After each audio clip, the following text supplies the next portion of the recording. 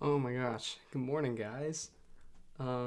Sorry about the delay earlier. Um, the community direct was delayed a little bit later than we thought, so naturally, we decided to uh, wait a little bit to start the stream because it doesn't make much sense to wait a whole hour for that. But yeah, this is gonna start up soon.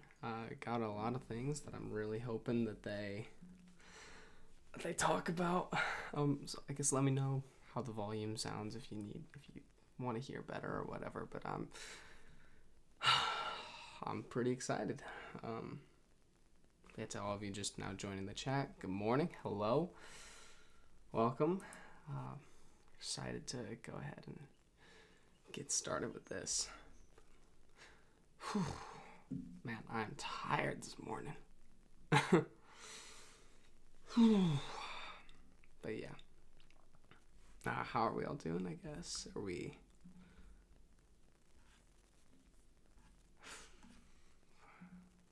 There we go. Premiere will begin shortly.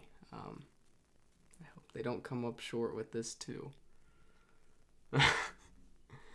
I'm curious how much stuff they're gonna reveal here because I know there's an Xbox showcase coming up that I feel like they'll talk a lot about stuff there. And it should be interesting.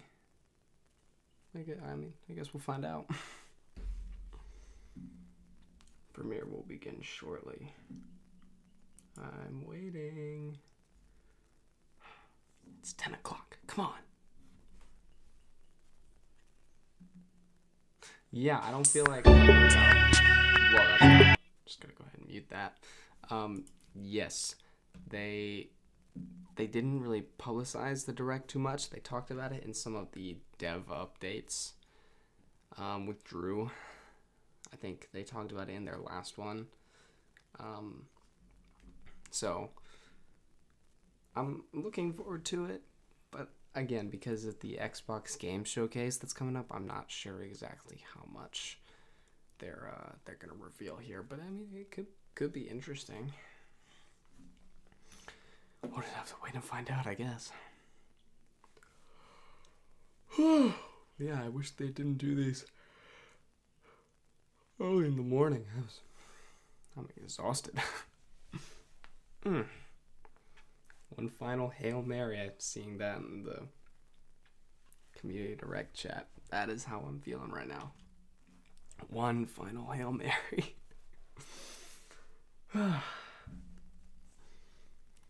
Okay, 45 seconds. I didn't see Mark in the it's 4 p.m. for you, man. I wish. I woke up. I mean, it's 10 o'clock. It's not that bad, but oh man, I went to bed way too late last night. Partially making sure I was ready for all this, but that's fine. But yeah, I didn't see Mark in the cover. My boy Mark, I'm not sure why he's not here, but that's a little sad if he's not here. He's kind of one of my favorite members of the crew. He's got the iconic Sea of Thieves voice, so hopefully, he's back, but let's just jump in and find out.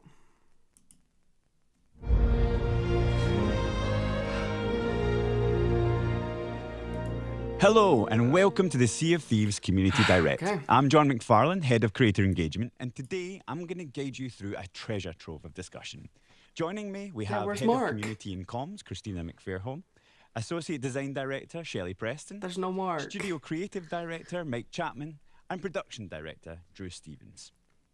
Today, we're going to talk about Season 20 and how we're evolving our seasonal model. We hate on we're Drew going to way too expand on much. our renewed focus on game health and discuss changes coming to our cosmetic strategy. And we're going to dig deep into custom Cs and how it unlocks a new era of community creativity. Custom But Cs before all is gonna that, be let's fun. do some I reflecting. hope. We've covered some of these topics in the last podcast that we did.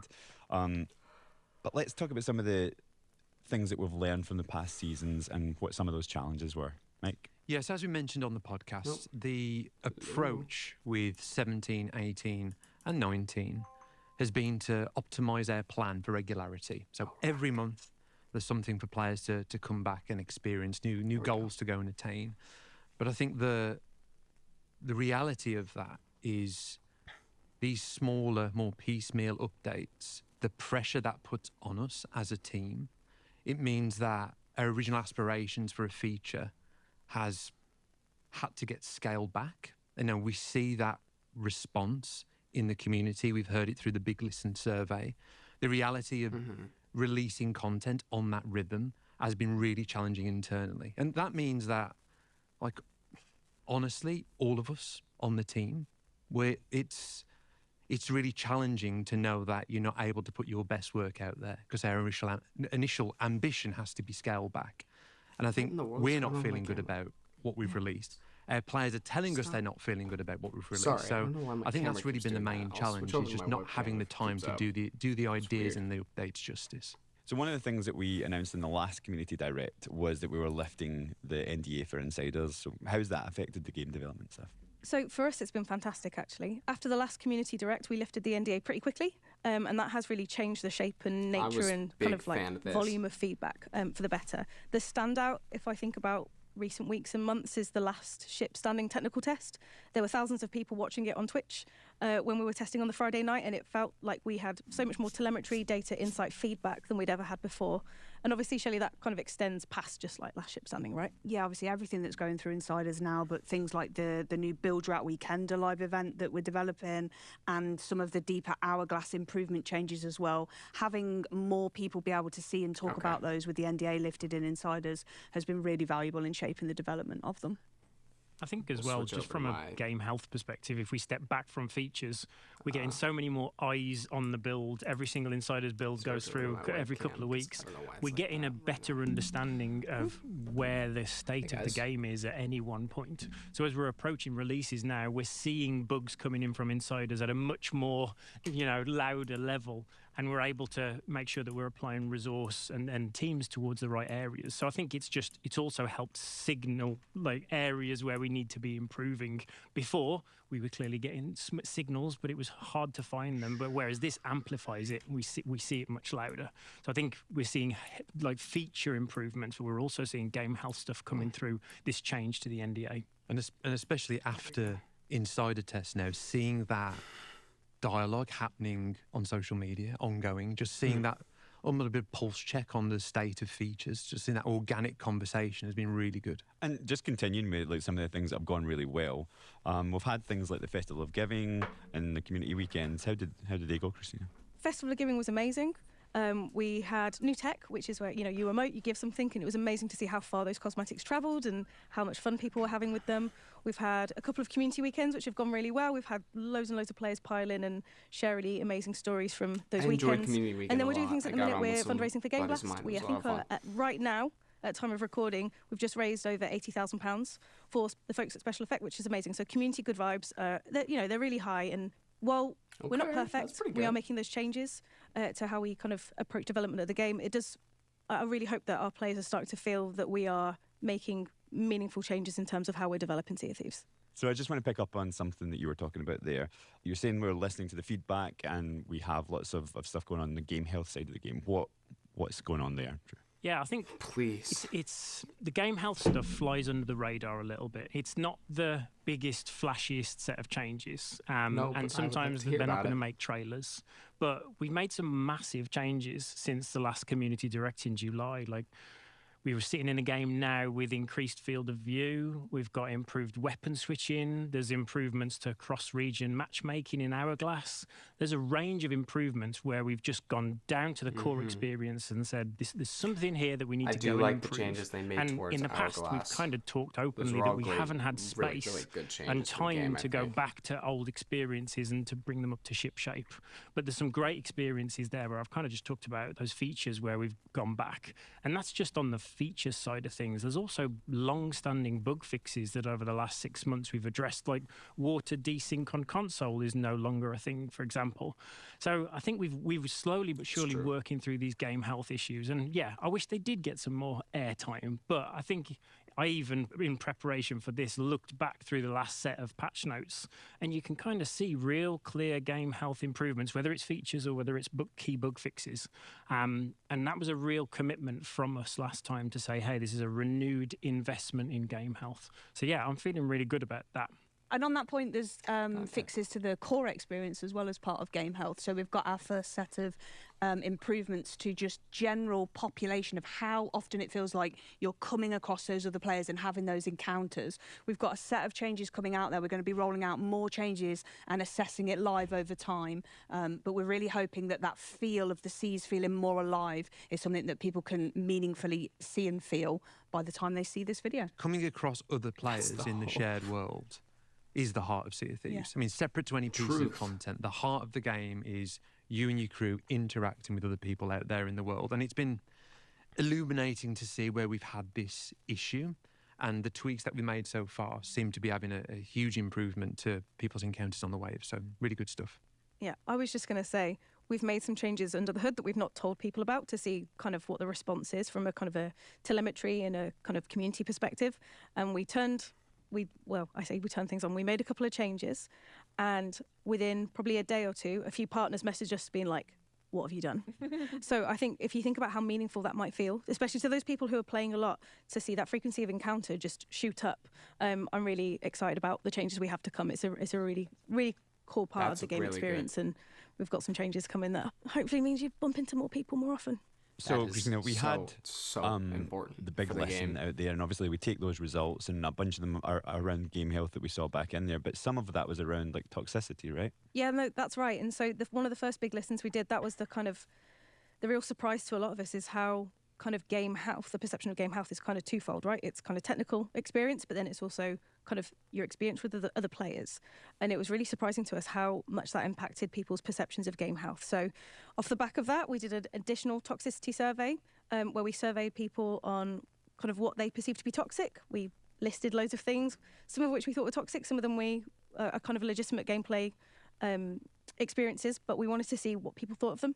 And we've gone away, and off the back of that, we formed kind of an internal toxicity strike force, for want of a better phrase, where we're kind of taking a really holistic, multidisciplinary approach to trying to make the game a better experience for everyone involved. So lots of things to dig into there, and hopefully lots of things to share over future podcasts and community directs and developer updates, etc. But I think one of the key things is we have a set of behaviours where we kind of acknowledge there is kind of a toxic vibe to that encounter, and there's other stuff like chasing another ship or dumping loot off the side of the board, which I think we would probably traditionally class as legitimate gameplay, where the perception is that's toxic. So we've got a lot of work to do, whether it be kind of educational and kind of providing clarity and or making significant changes to the game, but so much value has come from those surveys, and we're kind of all really invigorated and energized to go dig in and make some changes there. We've covered game health and we talked about toxicity, but I guess the survey also covers like another wide range of topics. Is there anything else we want to dive in on here today? Yeah, so not just the survey, but community feedback from quite a period of time actually is the perceived kind of cosmetics imbalance. So the kind of broad perception is that we are underserving our gold stores or our outpost stores, and kind of indexing too hard on Pirate Emporium. But that's change, isn't it, Drew? Yeah, I think we'll share some plans a little bit later on specifics, but I think it's very clear that for a long period of time, we've been underserving in the outpost stores, and I think that is about to change. Yes, nice. I think just That's mainly big. just to acknowledge the fact that we've seen that feedback in the community for quite a while now, and I think it's a delicate balance, to be absolutely clear what the role of the Pirate Emporium is. We're here all of these years later because of the sales of the game, and what we sell in the Emporium goes towards funding the ongoing development of the game. And that's an important part of achieving the dreams of our community and our dreams as the creators of the game. But there has been that imbalance, and that's something we're going to need to address. We need to look at it very carefully. Yeah. But what goes into the gold store versus what goes into the Emporium is something we want to address, and we'll share more details in the future, as Drew mentioned. On that point, I think what the recent doubloon reset has taught us is that players are really attached to their currency. There's a lot of folks who have speculated, they've come for our doubloons, are they going to come for our gold next? And Mike, are we going to come for their gold next? We categorically are not. Gold is the driver of that core loop. Go out into a session, do the voyages, explore, you earn gold as part of that session. That is a reflection of a multi-year journey for many of our players. We look at doubloons differently. It is a secondary currency. It is this little micro economy where we're able to take the swing that we have and reset for a better future. I do respect them for actually taking that kind of swing and really... economy, just to confirm. We have just touched on the emporium there, but that's not the only thing that's changing to the emporium, right? Yeah, there's quite a few changes coming to the emporium. So we launched the Pirate Emporium in 2019, and we've been delivering updates monthly since then. And there's who was it in the comment section earlier that said their whole budget is going to Drew's tattoos within the emporium of cosmetics available. That's really funny. And unsurprisingly, our players have told us that it's a terrible experience to try and browse. And we've got awesome cosmetics within the emporium that are sitting way back chronologically in the back pages that we kind of want to surface up and show new players that are starting their experience. So as part of future Pirate Emporium updates, we're actually going to be looking back through our back catalogue, and we're going to be streamlining the experience. So there's going to be a reduced set of cosmetic sets on offer in the Pirate Emporium, but that does mean that it gives us the ability to rotate sets over time. Our goal here is to really bring some awesome cosmetics that are kind of sitting in the backlog and bring them up front and center so that players can have access to them. So that's a change that's going to be coming to the Pirate Emporium very soon. That's not the only changes we're going to be making in the cosmetics and Pirate Emporium side. There's also some changes we're going to be making to the season pass model if we want to dig into that. Yeah, so our next iteration of the Season Pass will be going live in Season 20, and we've worked really hard to try and evolve our Season Pass into a much more rewarding and clear experience. So not only are we overhauling the UI so that you'll kind of move through these tiers of unlocks as you go through, but also the way that you relate to earning renown. We're trying to really simplify that and make that feel a lot more meaningful for players, so it's much clearer what you do to move through the Season Pass. In terms of the actual rewards that you unlock as well, we're introducing a new set of not only playable rewards in the form of limited voyages that you can earn, but some of those previously locked in the Emporium items are going to be items that players can choose each time you get to one of those tiers of unlock as part of progressing through for free in the Season Pass. And we've got the Star Prize. And of course, at the very end of all of that, there is the Star Prize, which is our new super high quality, super special item that we can't wait to be able to share with people. I think it's been good to reflect on the Season Pass and the quality of rewards that we're giving to players. I think the approach here has been to have less filler, I would say, in the Season Pass and make sure that all of the rewards are going to be seen as desirable by our players. You know, as you mentioned, from having the Star Prize there as that ultimate end prize at the end of the track, to having the playable rewards, to having the Emporium return cosmetics. I think overall should feel like a much more compelling offering to players each season. And I will say, I have seen the Star Prize in art reviews, and I remember seeing it and thinking, oh my goodness, I've not seen anything like that as a cosmetic reward in Sea of Thieves before. So I think players will be really excited for it, especially if we can show it right now. Yo. Oh, that's kind of hype. In the middle of season 19, like a sword arm. For some exciting stuff for but the it Build moves. Weekend and Last Ship Standing coming up. But we're in this 3-act structure at the moment. But that's kind of cool. Coming there, right? I like that. So as I mentioned at the start, as a reflection of the challenges that we talked about here today and on the podcast, I think the plan that we had around optimizing for the regularity of releases for players. So every month there's always something new to put the focus on. We see that less of the headline features of the season now and more about building a compelling live service calendar. So a big part of this is the Build Rack Weekender that our players already know about, but also Last Ship Standing, which has been in insider testing and had some great feedback. Do you want to talk a bit more about Last Ship Standing? Yeah, so Last Ship Standing is our 6-ship hourglass battle. Players can vote on that and then emerge in the Sea of the Damned in a special map and basically battle to be the last ship standing. But unlike our classic 1v1 mode, players get rewards based on how they placed within that, so it's not quite so all or nothing. I'm excited to try one One Ship Standing. Second or third can still be netting you more allegiance rewards for your hourglass. And looking in the chat, it depends on who you ask. But then afterwards it's that's kind of a conversation that I've been having a lot shorter window, but on with the videos on my channel. as well. And also coming back on a regular It's at a basis, bit of the a Build low Track point right Weekender. now. So Whether we've it's had lots of dying or feedback not, over the I years don't think around it's the various dying. live events But as that far as we've the run. YouTube and there's always been streaming that, community, I think we felt it's there's still always pretty that sense of successful tension in right the now. community So if, around, like, especially is if you're this ever new gonna to come it, back? I Is think it it's a time pretty limited? fun So we've streaming always wanted experience. this vehicle to bring popular Yeah, I live wouldn't events back. So worry that's about where the it Build Track Weekender is being come from. dead It's or anything this like that. once a month, But I mean, in-world not gonna pirate lie, a festival that celebrates big part the of whether live or events not that return it's as a showcase, dead or alongside not is going to be specific the success of activities this to earn community. currency. As part of the Weekender, we've community been looking at update the right feedback now. we've been getting in the insider forums, and we've just I been putting some wouldn't time say and it's dead. effort into positioning all the elements just right for that first launch. So a key part of it is Duke, as we've mentioned, and Arena's stock. So around Duke's availability, we're going to be keeping Duke around for the month now.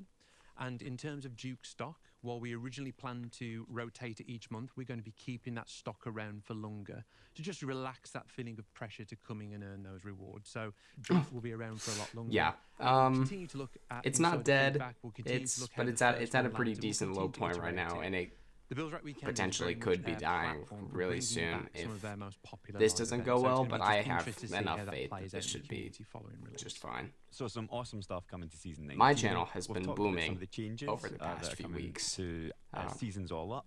What's And coming I haven't for been season live streaming that much, but I So imagine season 20, streaming on so Twitch or last YouTube time or whatever we you sat plan on on the doing is sofa, probably we talked similar. about a very exciting feature set, which was custom seas. We talked about a great experience, giving players the tools to the Pirate Sandbox, and we talked about that as an experience. And I think we even airdropped it as an early 2026 target for ourselves. But we also talked about Custom Seas being a premium feature that was going to be part of our first Pirate subscription, so a paid-for premium subscription. As we've I'm okay with this. I'm stepped okay through with the it being a little development process, I paid. think we've started to that's see acceptable. the magic of Custom Seas come to life, and at this point we'll have had at least one of our first looks in Insiders. I think we've seen internally the excitement and the magic build from just giving players and our creators tools to be able to create experiences for themselves. And we kind of took a step back and took the opportunity to go, are we giving Custom Seas the opportunity to reach its full potential? And I think we answered the question no. I think by introducing it in the way that we'd originally planned as part of a premium feature set behind the subscription, I don't think we were giving Custom Seas the opportunity to engage and create a tool set for all of our players. So as part of Season 20, we're going to be bringing Custom Seas to all of our players free of charge. Whoa. So it's no longer going to be behind a subscription. It's going to be available to everyone. And we can't wait to bring such a rich tool set to everybody and see the magic that players are going to create as part of it. I was totally okay with having it free of charge. for all players, which is awesome. That's How huge. does it feel to then be bringing that to such a wider Thank variety you. of players? It's incredibly Thank exciting. you. And the way we're testing it in Insiders at the minute is kind of piecemeal, where they get a glimpse of a feature and a glimpse of a feature here. But even with the first version or the first set of features, so many of the team were just watching people over the weekend have a whale of a time, sometimes in languages they didn't understand, because they're having so much fun with it. I watched so many clips of people just be like, I can spawn a thing here. I watched a ship battle where someone had kind of like zoomed up on and kind of watched it happen from the sky. The amount of creative possibilities that this gives folks is just, I genuinely feel like it's quite endless. Even with such a small version going in Insiders, the amount of different types of content we've seen has just been incredible to see. And I think the team are so energized by seeing that in hands, right? I think that's the bit. It's so exciting because we're creating a set of tools, but it's not about what those tools are, it's about what players going to do with them. And some of that we have no idea, and that's what I'm the most excited for. Things are going to come out of that, game modes, ways people play that we've never imagined. And When is season really 20 exciting. starting? Yeah, the reception was fantastic, and to Christina's point, even a small subset of the ultimate functionality, but seeing people being able to spawn things on the fly, create these moments, and there's a cinematic June camera as well, 18th, which players haven't 2026. seen yet. The They ability said something to about a different date. take these cool screenshots and create these cool videos. I think we're going to see a huge range of experiences unlocking Custom Seas, from beginning to form the foundations of game modes, creating these cool party modes with your friends, and just if it remembers Machinima, like creating stories in the engine of a game. Like, it really feels like Sea of Thieves is this toy box, and we're handing that over to our players and allowing them more control than ever before. So I think the potential to show off some of the best moments of Sea of Thieves and see the originality, the ingenuity of our community come to life through Custom Seas is something we're just so excited about. I am so excited for Custom Seas. We will be hosting so all by what we've seen kinds so far. of custom events on the channel. Once we get Custom Seas going, tools there, and like you said, even with a few gonna be tools, so not much even fun. the full package that will be there at launch, players are still doing cool things already. But even with that launch tool set, we're going to be adding more to it over time. We're going to be looking at the things that players want, or the kinds of things that they want to build but they can't build, and iterating and growing it over time as well. I think that's our commitment as part of Season 20, is that we're going to be in listen mode. We're going to release this awesome tool set, but we know it's a starting point, and we're going to be listening and watching and laughing alongside our players. But our commitment is that this is a tool set that we continue to grow and evolve over time. And it's the perfect example of a feature set where listening to the community and responding to their needs is absolutely critical, because we know our community will do things with that feature set that we can't expect. So, and I think, to your point, making that commitment up front that this is an ongoing track of work. We're going to expand this over time based on the needs of the community is really exciting. So it's really exciting to see players already getting their hands on some of the early features. But do we want to talk more about the features that are coming in Season 20, Shelley? Yeah, sure. So cool. In Custom Seas, from the moment you start your session, you'll see so much control at your fingertips. When you load into that first lobby, you can decide what ships you want in there, how you want your players. If you want to put all 24 players on one ship, then go for it. You can set a set of what we're calling switches, which are things that turn things on and off in the experience. So you might want no storms on or friendly no fire. AI on because you want a really friendly experience. You can set those kind of upfront controls, and there are a bunch of presets that we've made there as well for those. You can also decide whether or not you want to turn on a scoreboard and turn on competitive scoring. And then it's up to you to decide what sorts of things count and how much those things will award. So if you want to award 5 silver for killing somebody, or 10 silver for killing a skeleton, like, you can make your own games and your own rules up that way.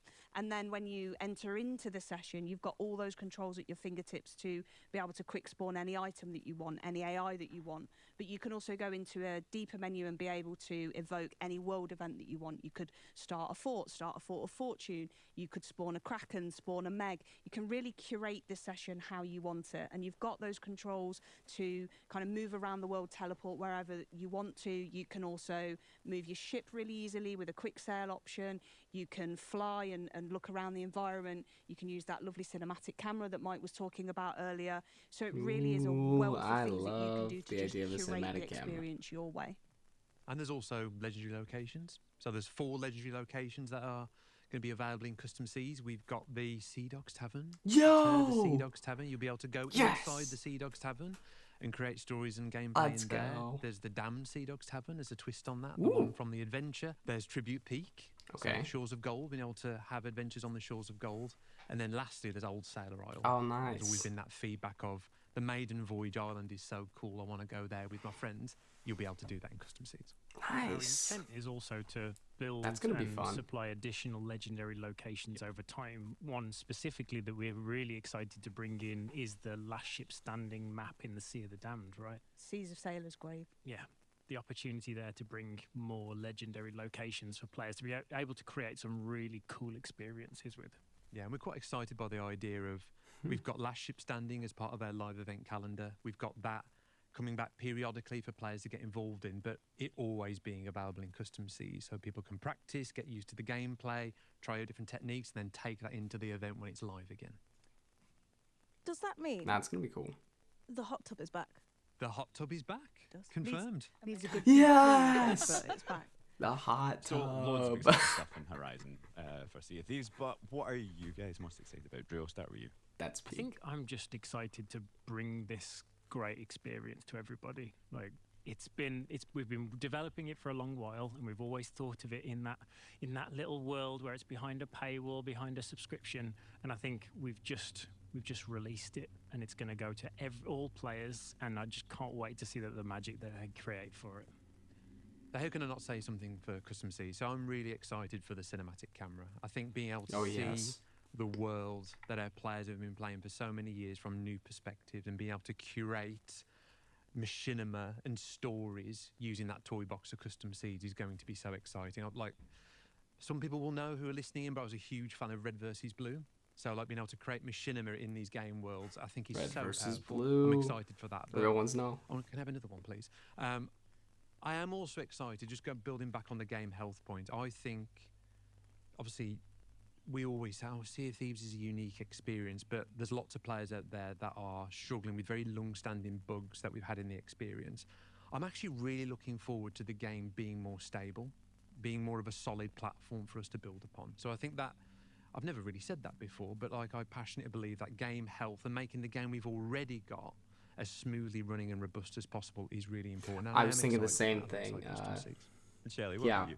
I am starting to wonder related again for me. what that means. I'm just really looking it got forward pushed to that back from moment season 20 because you know something. That we never saw coming. I can't imagine they a were lot in the early days just of decided to do this on features, top the of way everything we for made season 20, our so I features, would and we've expect always had that a tools, few not things rules to be approach. pushed back. So But everything I that we mean, make, I'm still we make happy in a with way it. that, you know, players are going to do things that we never expected. Custom Seas is kind of the ultimate iteration of that, and I can't wait to see players do something that we think, oh, of all the things we thought they would do, we never saw this combination or this type of experience coming. That's what I'm really excited for.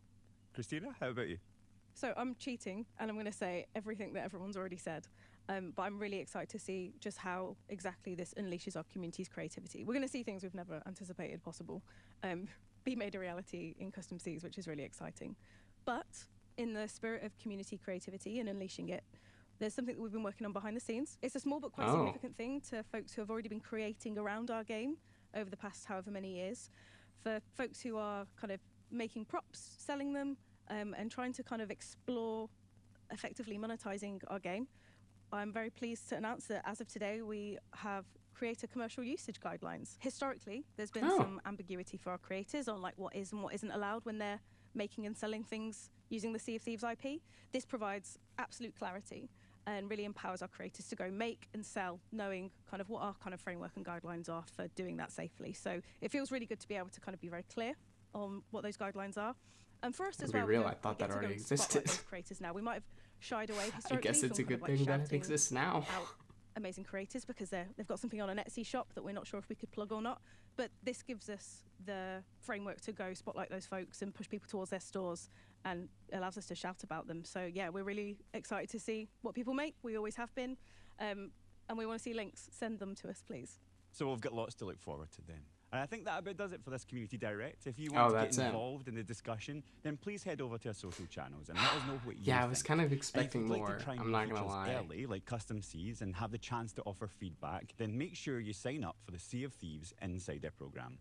We'll be back later this summer with another Community Direct, where we'll let you know all about everything headed to the game in the second half of this year. So until then, thanks for joining us. And I'm kind of expecting more from that. I mean, that's not awful. I don't know. Okay. Let's go ahead and hop in to Sea of Thieves real quick. We can talk for a little bit about this. But overall, I hate to say it, but I kind of got what I expected out of this. I know that any sort of like, you know, major things they're probably saving for the Xbox Games Showcase that's coming up. But I mean, we got some good things from this overall. I like the decision to make the custom seas free for everyone, but like you said in the chat, I am a little concerned because I don't think they would have just done that without having something go wrong with the rest of season 20. Yeah, really not a lot there. It's so Jover. I mean, yeah, I was kind of hoping for more there. Definitely gonna be tuned into the Xbox Games Showcase. Let me see when that is. The next Xbox Showcase is June 7th. So that will be soon. I think we'll be going live for that as well. Just kind of watching for any Sea of Thieves news. I don't know. I mean, you guys watching, what did you think? I mean, I got very excited about Custom Seas, but that's kind of it. And I mean, they kind of said that they were going to commit to working on making the gold shops better again, which I like, but they didn't say how or give any real details on it. As someone who plays this game, what's the point of having a toxicity task force on a freaking pirate? True! That's so true. It is a pirate game where, you know, you kind of toxic. Like, pirates. It's a little, I mean, you know, could be worse. Could be, I was very disappointed, which is wild considering I went in with no expectation. You know, I kind of felt the same way. I didn't have any expectations. I had things I wanted them to talk about, which they did not, like, at all, which makes me a little upset. Yeah, I was kind of hoping for a little bit more, you know? And I know that any big gameplay reveals they're saving until June with the Xbox showcase, because that makes sense. But, I mean, that was only like 30 minutes long, first of all, which kind of shocked. I'm not sure how big of a fan I am of that being the case. Strange. Let's hit like I think I have some voyages of luck that I can hit up real quick. Let's see.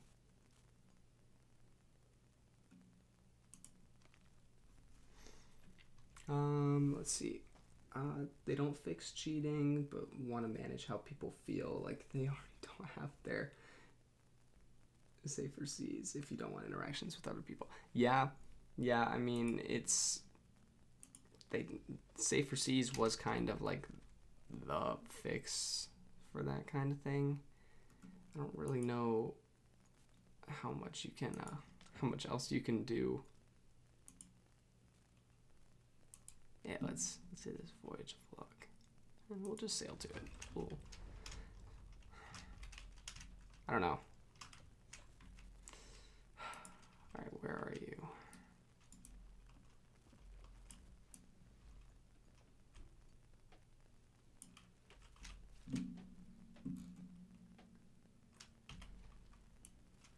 Is that you right there? Yes, it is. Thank you. I had no idea. That wasn't X marks the spot voyage.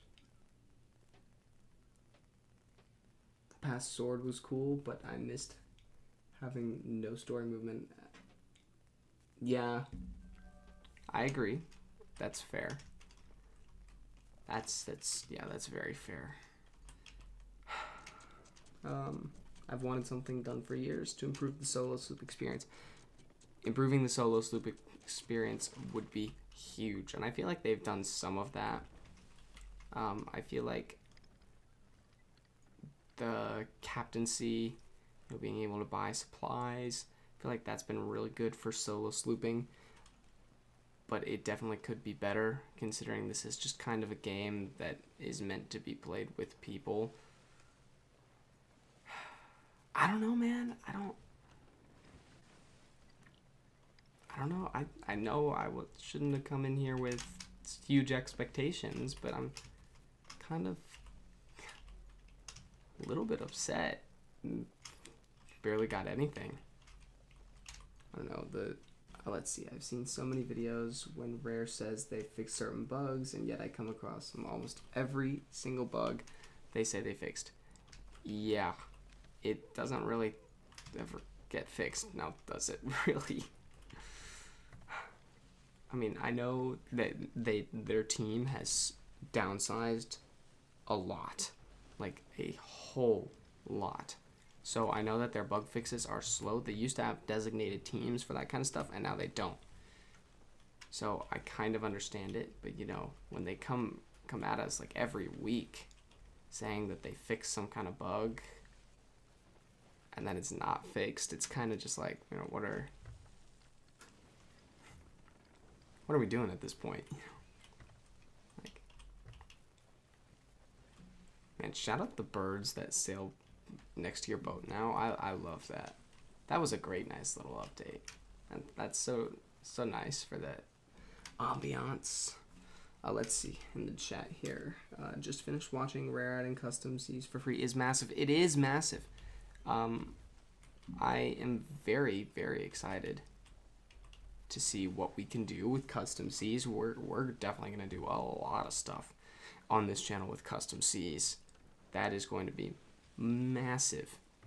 That's massive for the community. I was going to get it regardless, but it being free and completely accessible to players is so huge. Now, it was brought up in the chat that, again, what does that mean is being taken away from CN20? Because there's no way you're telling me that they just decided to give this for free, right? I don't know if I believe that for even a second. Okay. Let's see. You are right up there. Oh.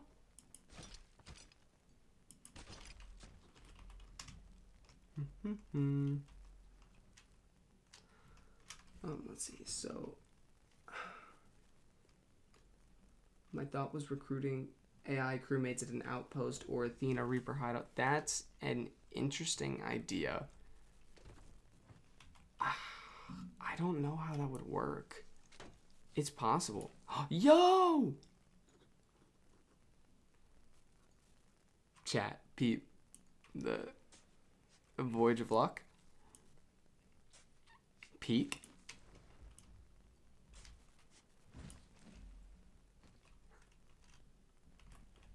Let's get this out of here.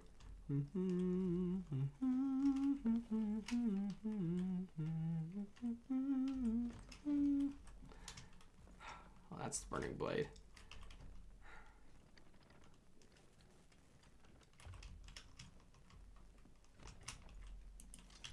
Let's see. Yeah, recruiting AI crewmates. I know, no way. I'm low-key easiest Athena of my life. So they could do cannons and simple repairing, maybe take over the way. Okay, so kind of like the skeletons on the burning blade. I mean, I can see it. I don't know how that would be. That'd be interesting.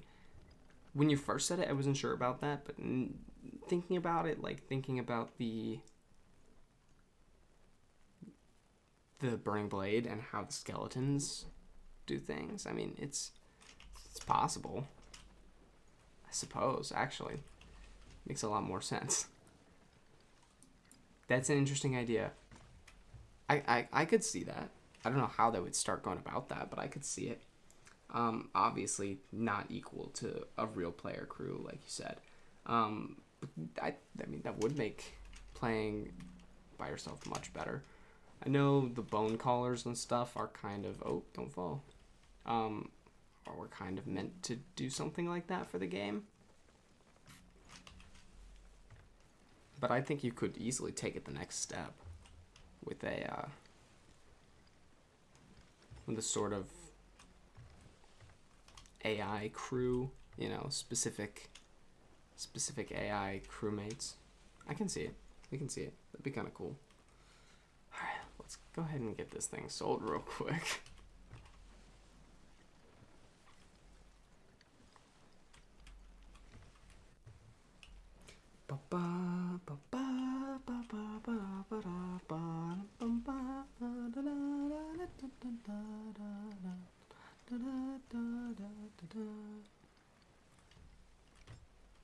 Yeah, let's just pull up right here.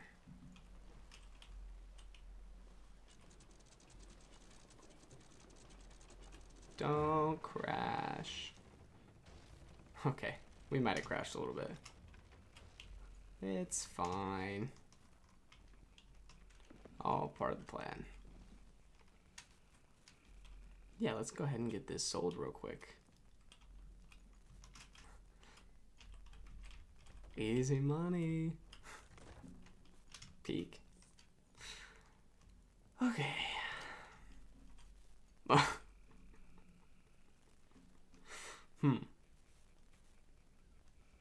Might be a little stuck right now.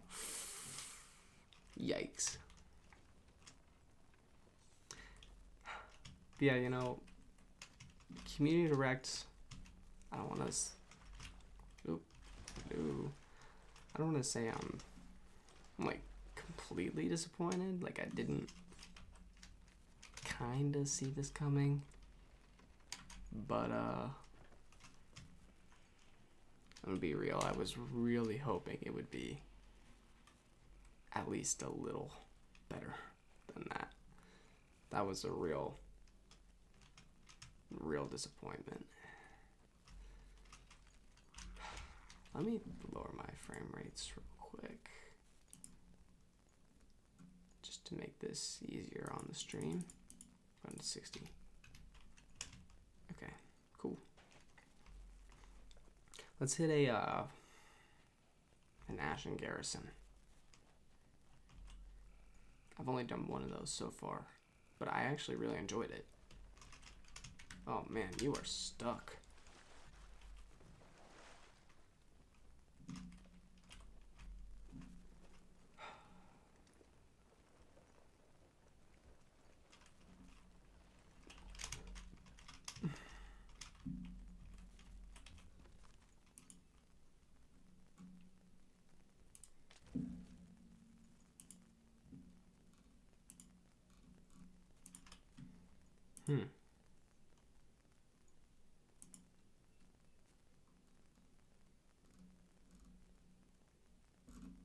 Oh man, I actually got to spend time leveling up my Athena, but I don't want to do AC4 right now. Let's do. Well, let's do it with Gold Hoarder loot, because why not?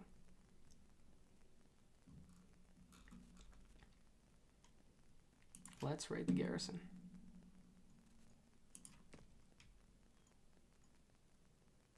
Oh, yeah, let me sell that real quick.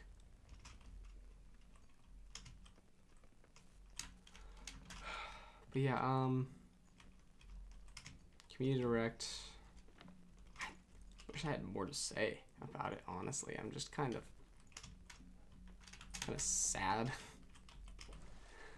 Because I knew that it was going to kind of be like that, but I was, you know, I was hoping maybe it could be better. Nope, it was not better. I don't know, anyone take anything good out of that, or are we all feeling the same way? I don't know if it's... I think it's mostly negative, unfortunately. That just sucked. Wow, I am stuck.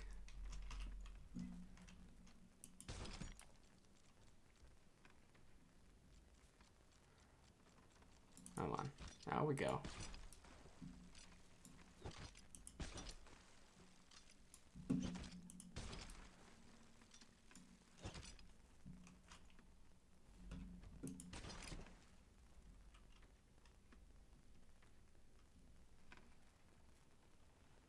Holy, I am stuck.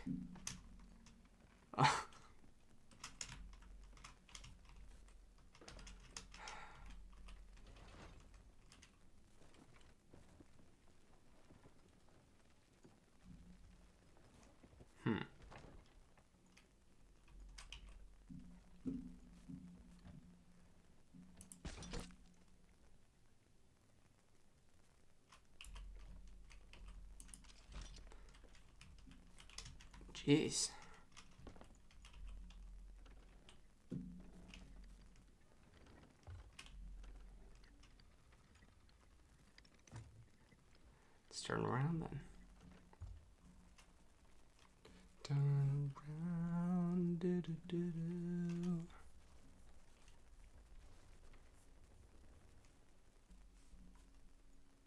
There we go.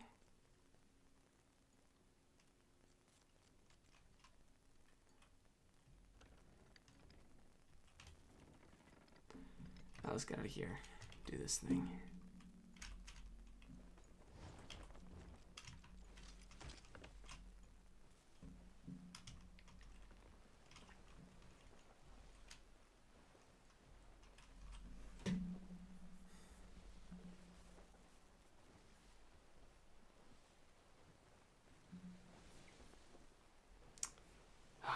Yeah.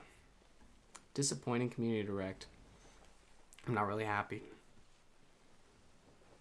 I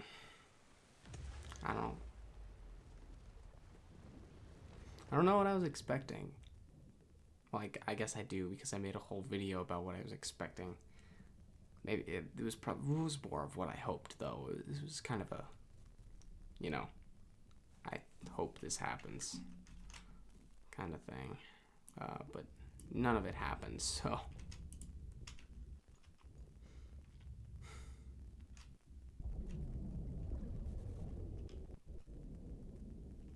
I think I can count all the positives on one hand. And it's a short list. Unfortunately.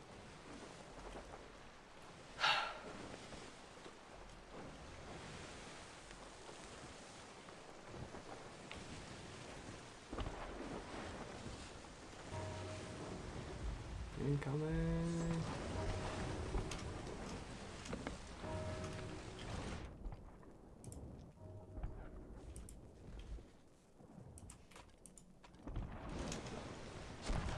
Uh-oh.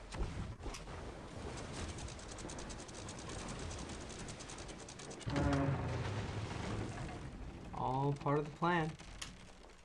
Perfect. Barking job. If I do say so myself. Which I do.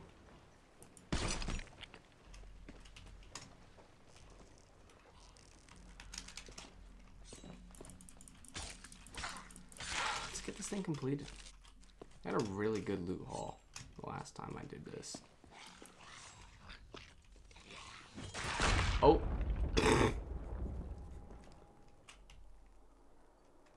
Take two.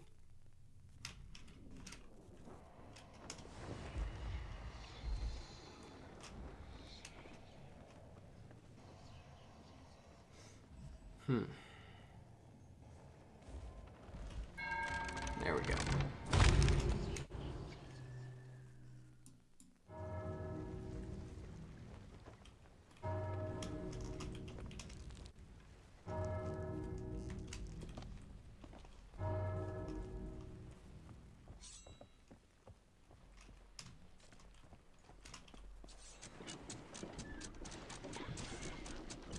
Uh-oh.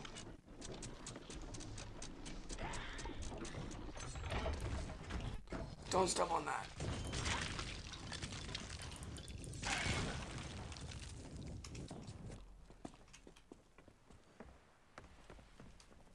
Okay. Now. Let's. Ah. Nice try.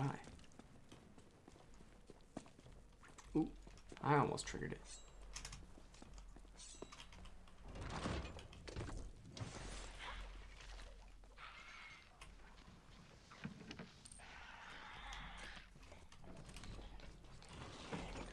You skeletons are so dumb. Triggering your own traps.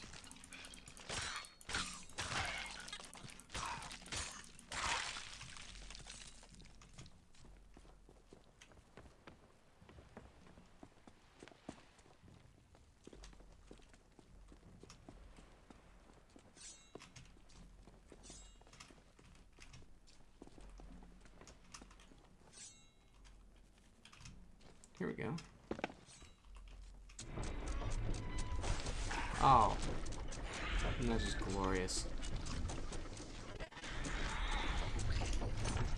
appreciate you not attacking me while doing that. Why are you so scared? There we go.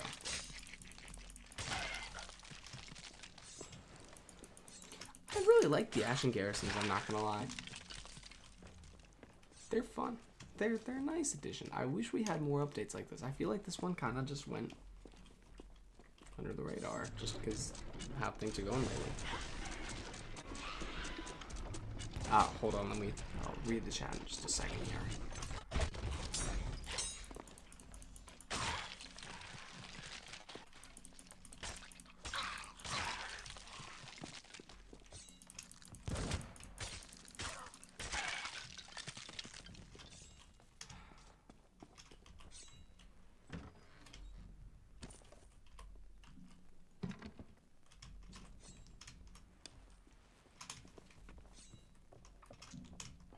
Anything up here?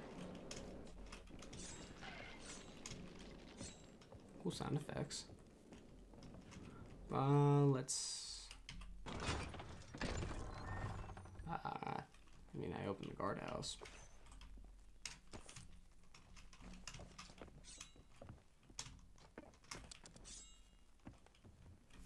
Let's see. Is it true Rare had to lay off their employees? Because if so, I understand a little on why not much content has been added. Yes, it is true. They did have to lay off a pretty, I don't remember how many employees it was, but a couple of teams that Microsoft had them downsize. I forgot to grab food. So they did do some downsizing, which is why, I mean, I talked about it a little bit in my last upload.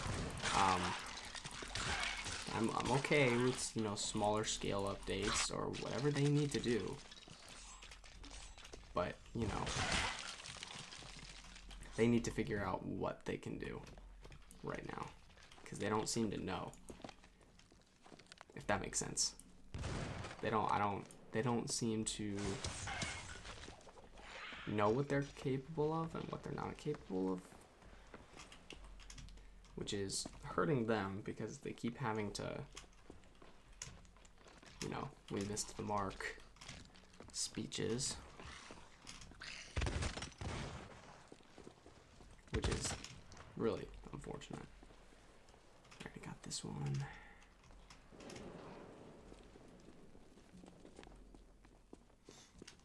I opened the guardhouse, there's nothing in there.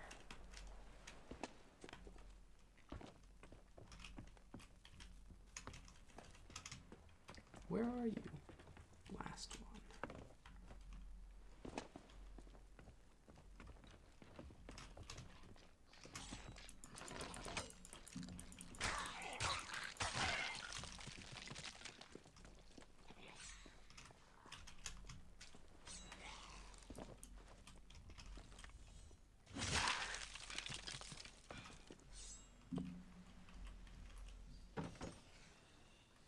There we go. I think the garrison should be open now. Nice. I haven't played Sea of Thieves in ages. So these are new. They're the Ashen garrisons. They're kind of like, I don't know if you played with the sea forts. They're kind of like those, but they're like the Reapers made their own. In the Devil's Roar, there's two of them. They're kind of just like slightly more complicated sea forts with skeletons instead of phantoms. That's pretty much it.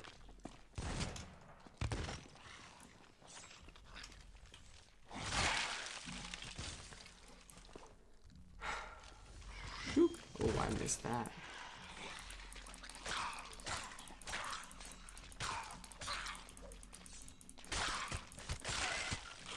Uh-oh.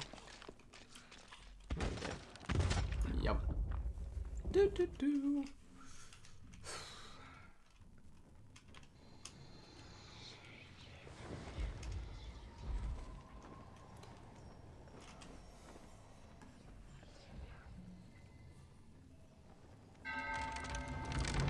Go.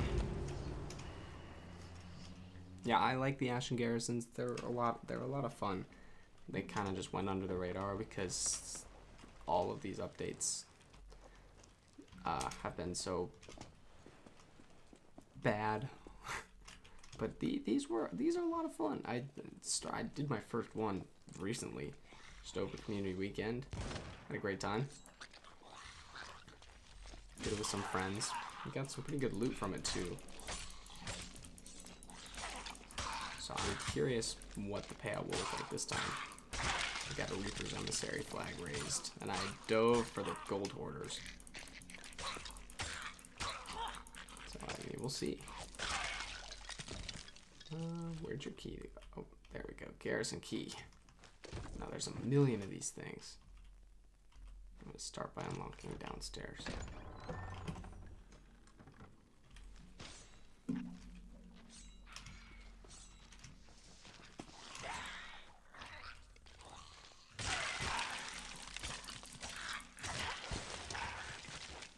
I don't know why they put a... So they put a rowboat down there, but there's no way to get it out. Which is dumb. Like, you can't get it... You can get it out using this little gate thingy. But the gate outside can't be opened, at least not to my knowledge, which is really strange.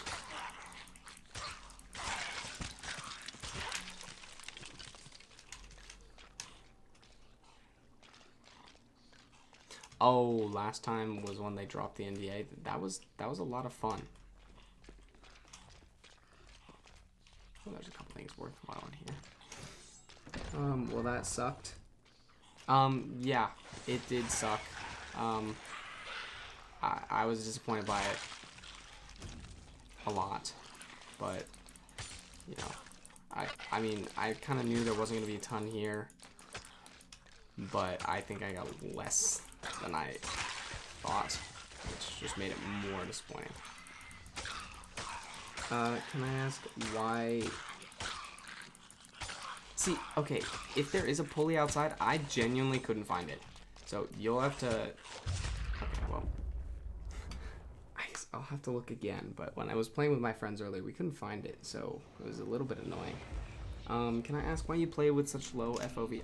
I really like playing this way for some reason. If I'm playing like PvP and I actually need to lock in, I'll bring it up. But this just looks nicer to me.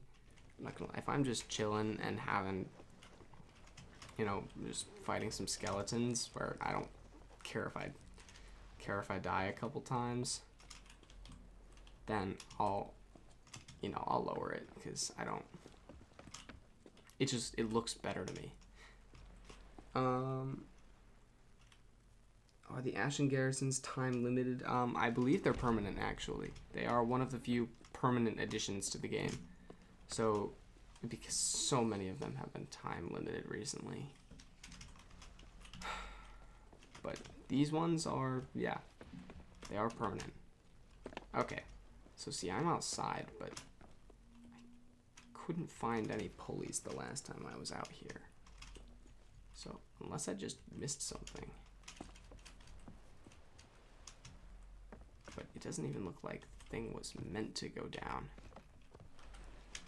I don't know.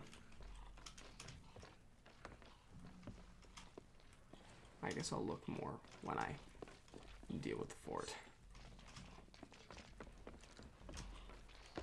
Shoot.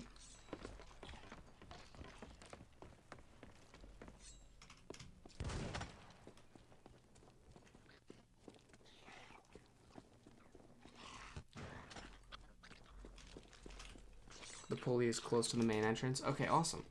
I will definitely use that this time then. Last time we just kind of had a 2 harpoon system going. I'd rather not do that since I'm solo.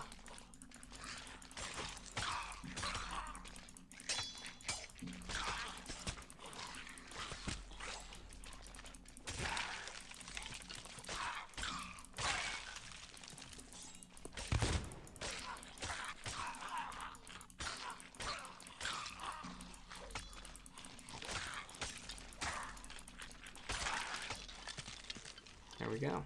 Another garrison key. I guess let's go up. Let's unlock this area.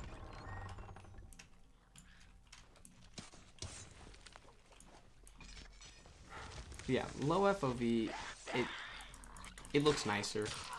I really like, I don't know.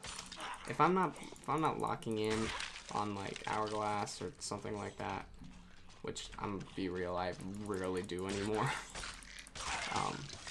Because hourglass has become such a toxic wasteland, if you know what I mean.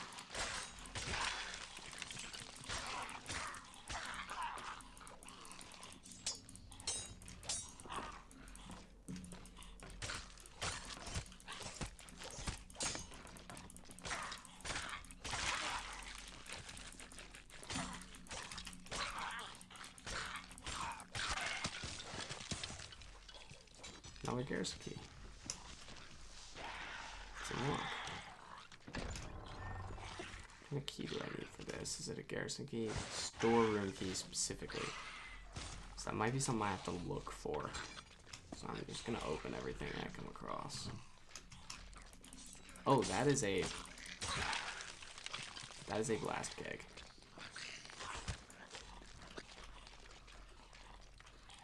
Nope, nope, nope, nope. My game is wigging out. Wow.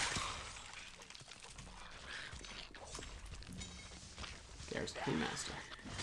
Another one.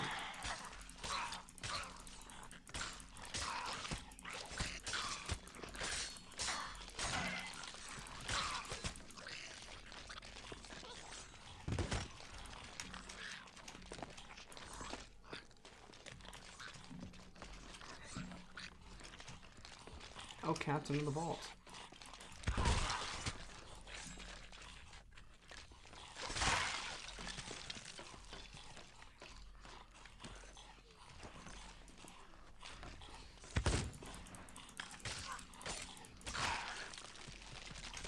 I will take this, unlock the last one, and then I will come back for the vault key.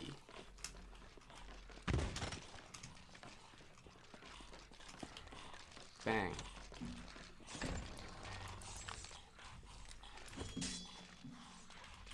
Come on. Oh, there you are. Oh, I can't go outside. Oops. I need food. Oh, there's more in here. Crap, bro. Ah! Food! That is a wood barrel. Bro.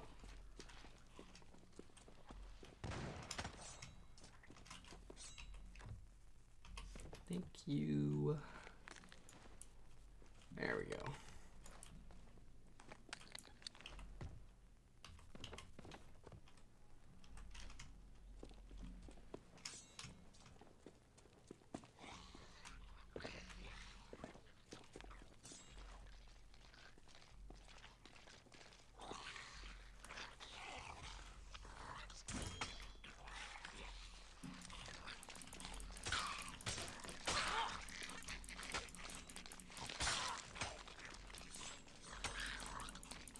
I like the map being on the table.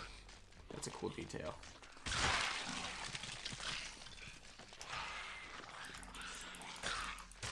Another garrison keymaster. I think I've opened all the doors.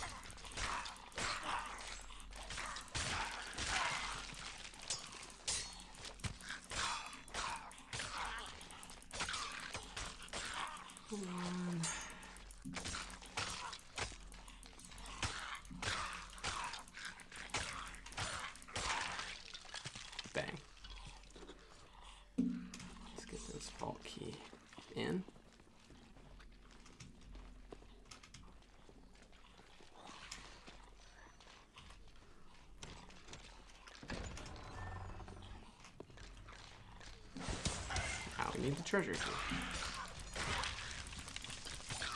So many keys, bro. Is the one thing about this. There are a lot of keys and doors to keep track of.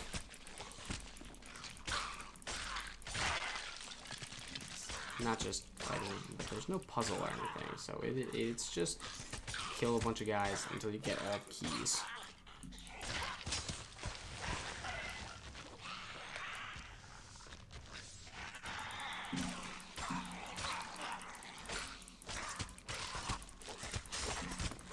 Nope, nope, nope, okay. I love it when that happens.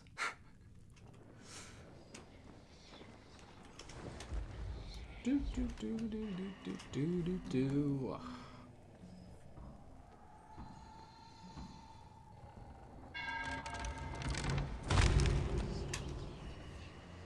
Alright, let's get back in there.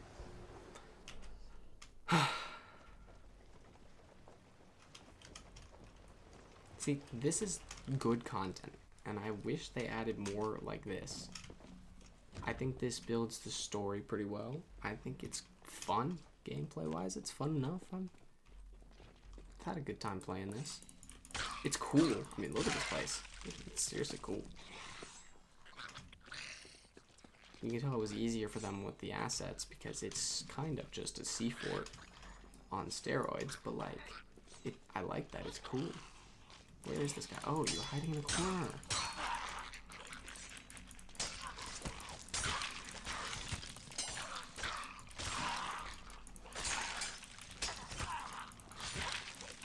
It's just you, bro. Come on.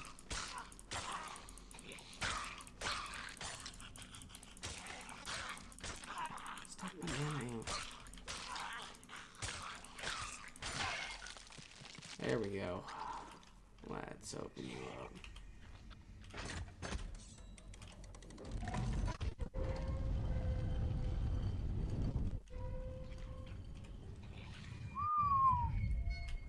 That is some nice loot. Ooh-wee. Please and thank you.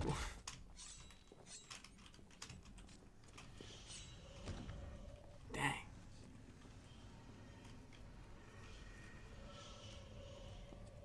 See, I don't have any Ashen keys. So I can't use these, but I still get all of this, which is pretty good, not gonna lie.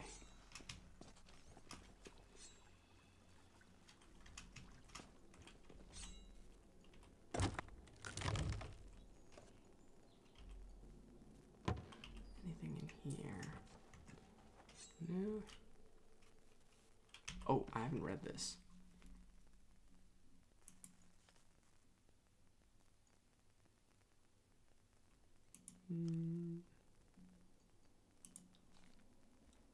Interesting.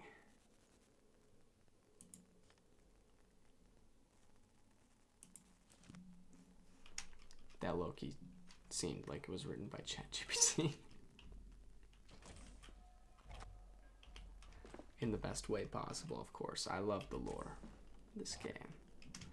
That just sounded a wee bit silly.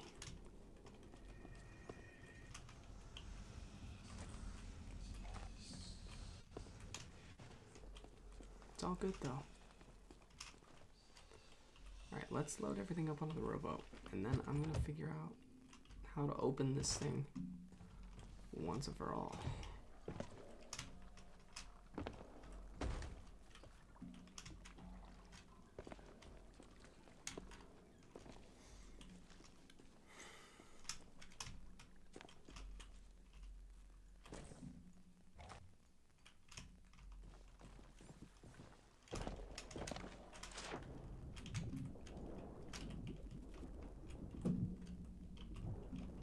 Hello?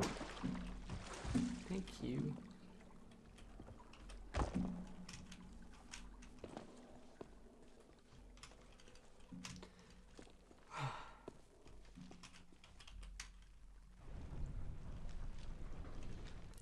Well, I'm glad some part of this stream has been kind of fun, at least. I'm enjoying the this at least, but man, that live stream was not good. That community update. It's just a big load of nothing.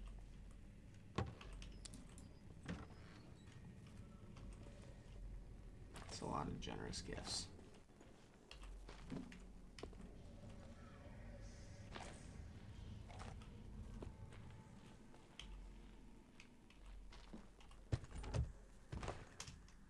Boom, boom, boom.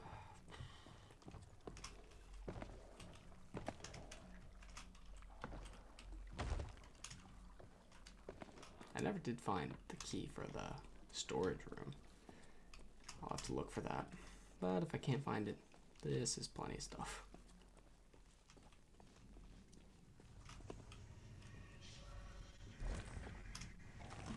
Yeah, we're definitely selling these bad boys.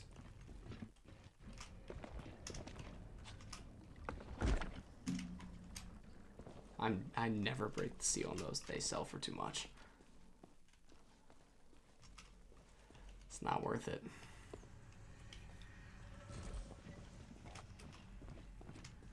So you can dive for this for different trading companies, but in my experience, it's best to just raise Reapers.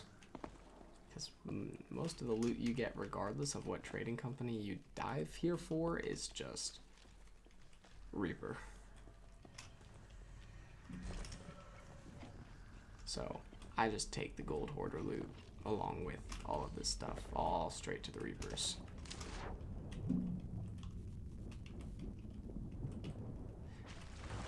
Made the mistake of doing it for a merchant the first time I did it. I don't know why you would go to the Reaper fort for the merchant alliance, but it said we could, so I thought we'd get merchant loot, but we didn't really. It's all good.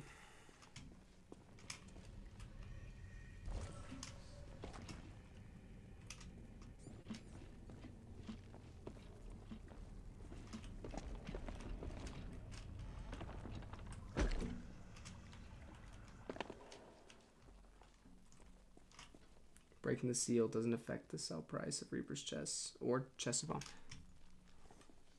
I'm not gonna lie, I kind of assumed it did. I full on just assumed it did. That's low-key clutch. But again, I've also not used them very much. Kind of assumed it was like a an Ashen wind skull kind of thing where, you know, if you use it, it decreases in value. That's good to know.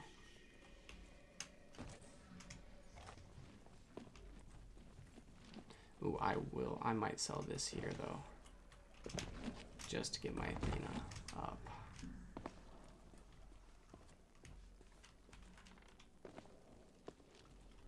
Might go to Moore's Peak for that.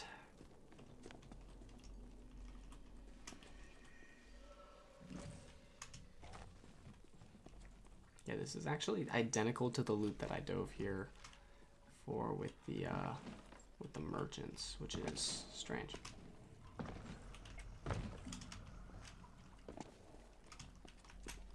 But I don't care. Money is money, and it's a good haul for not a ton of work, if I'm being honest.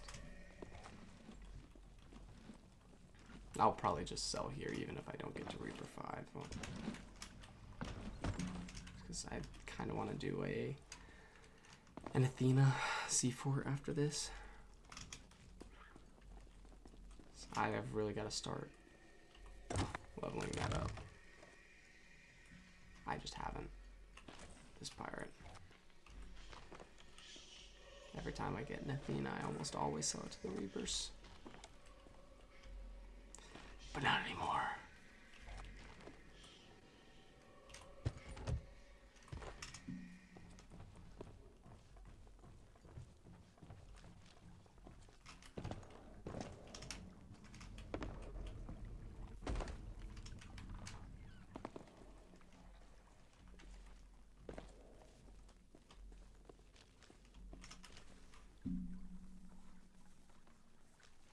fair, but they explicitly said it doesn't affect the value. Also, did you know Ashen wind skulls no longer lose value when used?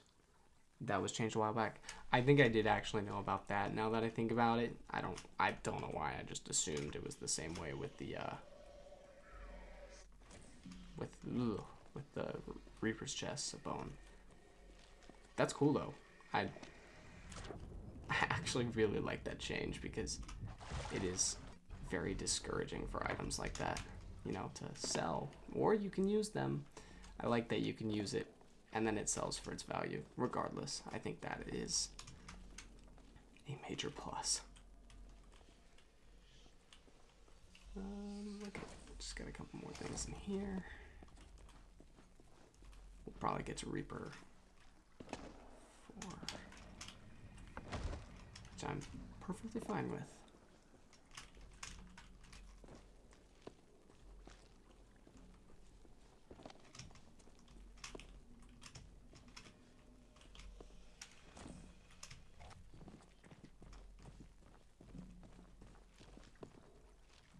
No one's rolling up on me. I have not done a single horizon check.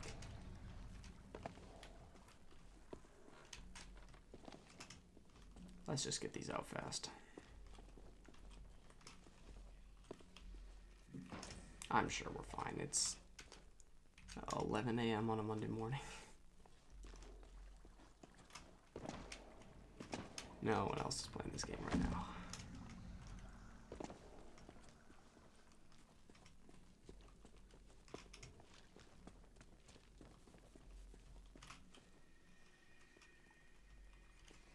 Alright, just a couple more small things.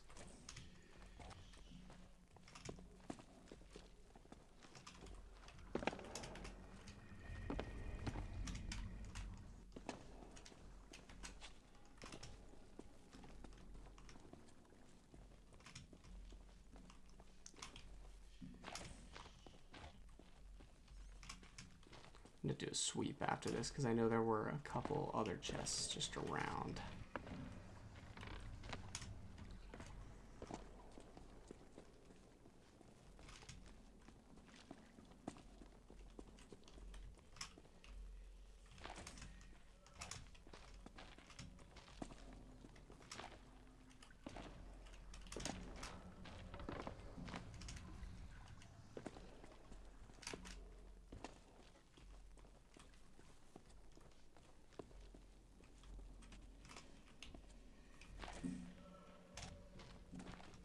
Not get Reaper for it. Either way.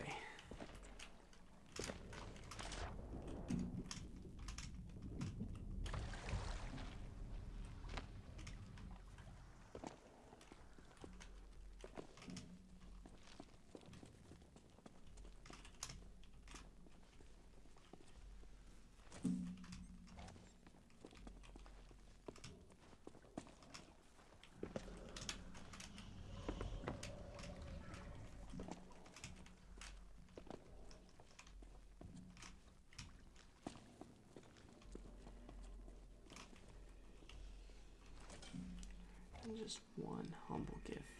2 humble gifts in here. Cool.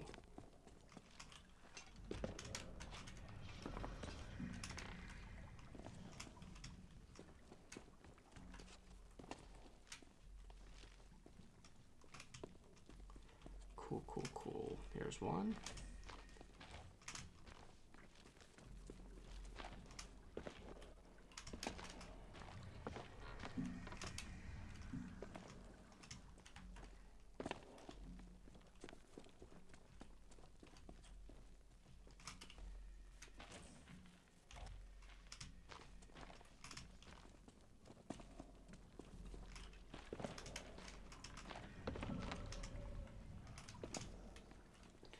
Alright, let's search the rest of these rooms.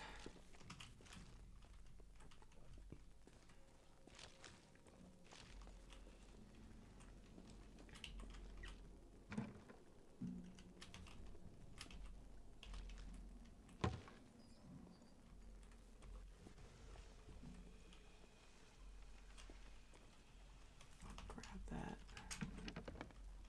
I'm gonna grab the chest over there.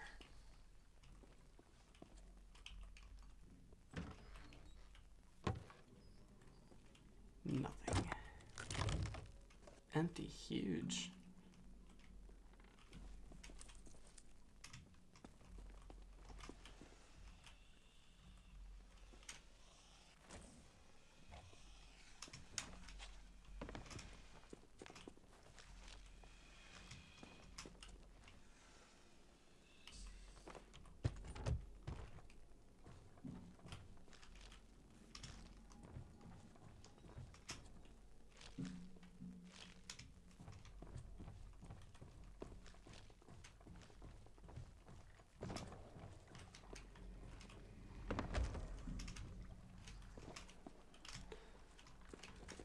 Okay, that's one.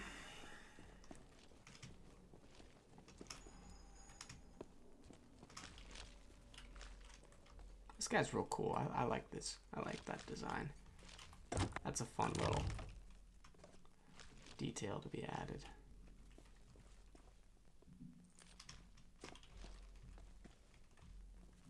I'll come back for that chest if I find any doohickeys.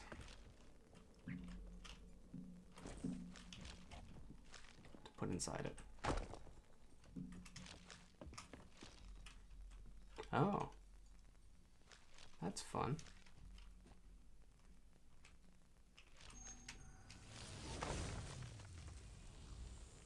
Yo, peak thumbnail. Not for this video, but that goes hard.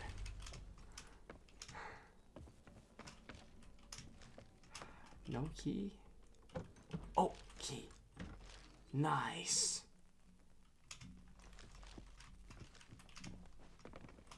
I was about to give up on finding you.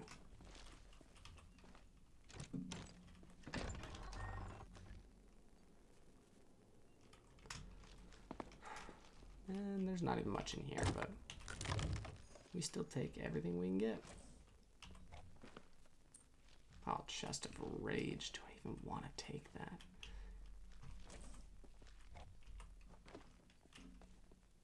I don't. If I'm being completely honest. I don't want to deal with that. Is that crazy? Is that crazy? I just don't want to deal with it. It's so much hassle, you know, just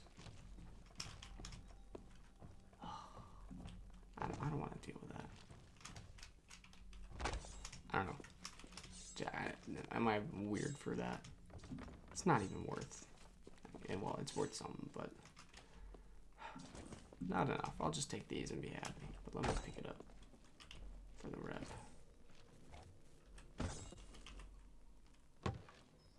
All right.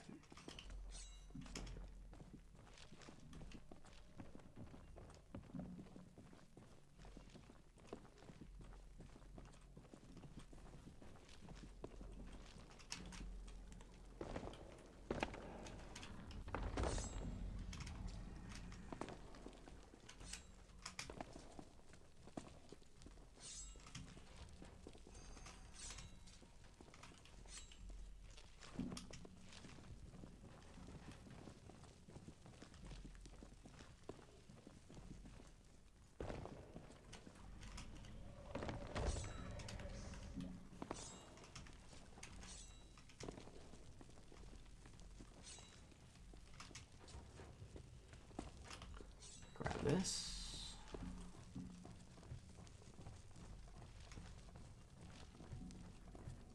Then we grab one more, and then I'm determined to find this freaking pulley, bro.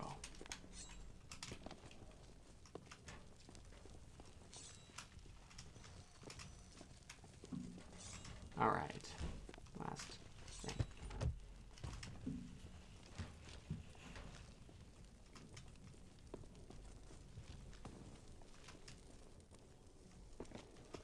Bang.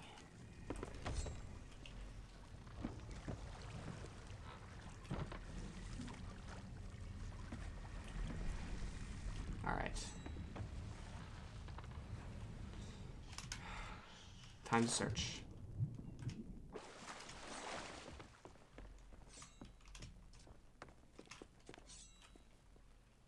Apparently, you can open.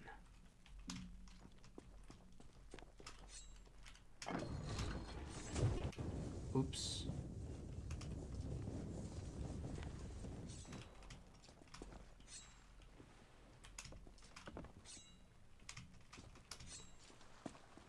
Chat, I may need your help with this one.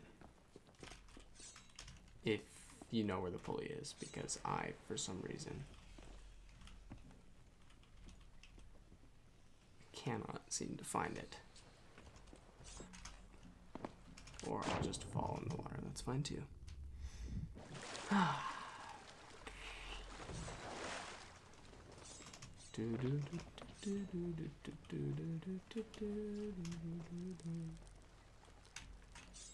Okay. Holy lag. I don't want the smuggler's loot.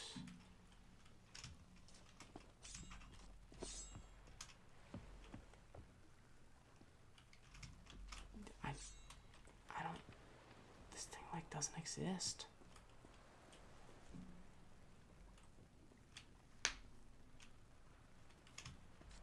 Let's check near the main entrance. Because that's where you said it was earlier.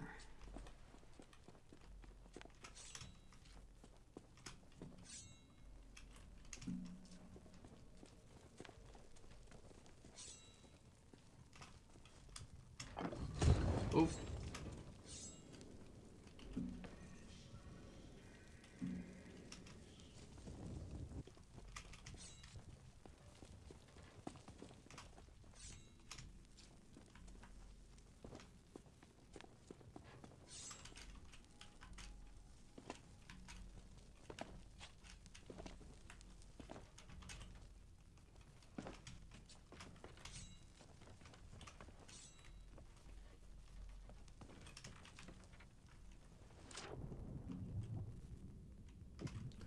If you leave the building, then go downstairs and look to the right.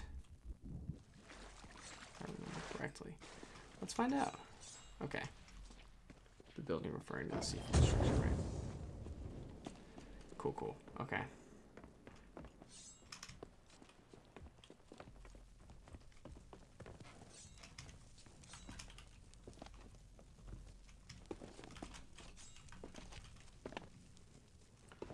Okay.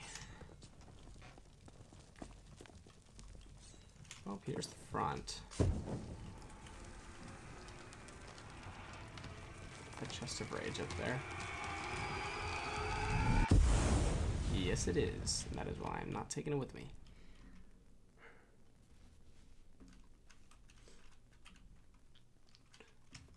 Alright, let's see. If I go to the right, apparently there should be something over here.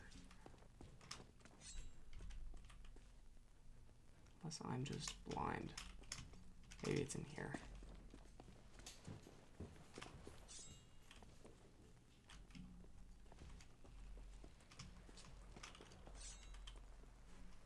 Was AFK for a few, but yeah, solo play needs serious quality of life boosts. If there's any hope of reviving the game. I completely agree.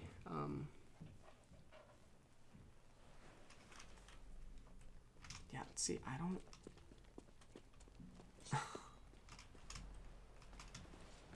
Could be, I mean... If I've got to manually do this, that's fine, it's no big deal. That's so weird, I feel like there should be a way to open it. And by that, I mean more PvP, funnel slop, and broke. True.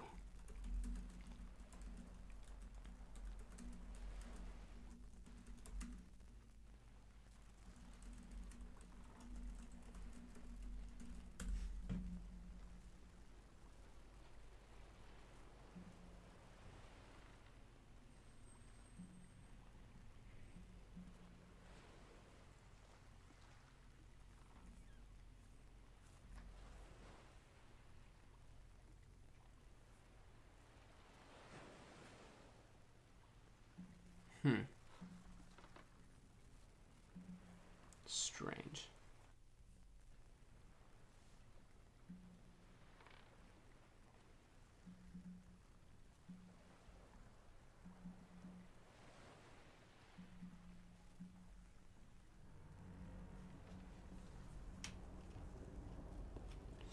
All right. But if I can't find it, then I'll just do this manually. See, if you look down here, it doesn't even look like it's meant to, like, I don't know, it's weird. Oh, I may have just black screened myself. No. I'm stuck. I appear to be stuck. So I guess I'll just let myself drown. That is unfortunate. But yes, it's on the fortress to open the gate outside. Apparently it's in the fortress. Okay. I will search the fortress then. I guess I feel like I have to figure this out now. I could just harpoon it all. But I feel like I have to figure this out.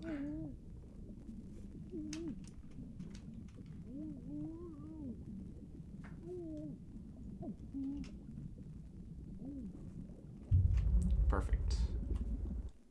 Okay. It's on the main fortress.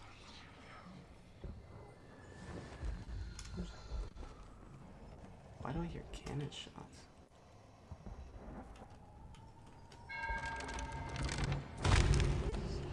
I don't love that. But it's not here, so... Okay. I will check the main fortress.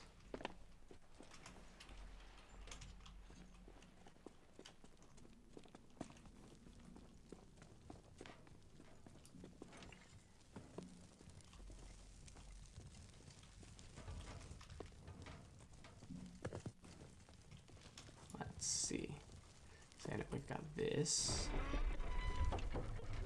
Opens this. Second floor. Okay. Ooh. Chest of rage.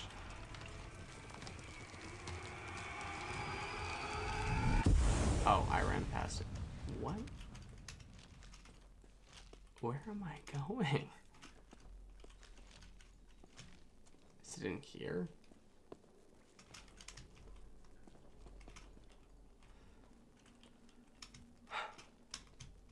How is this so... I'm probably just being really stupid. We'll find it.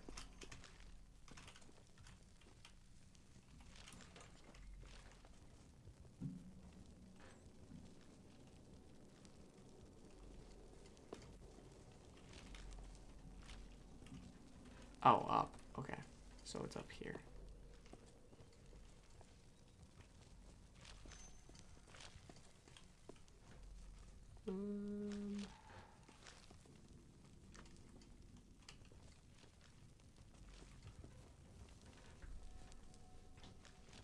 Up one more.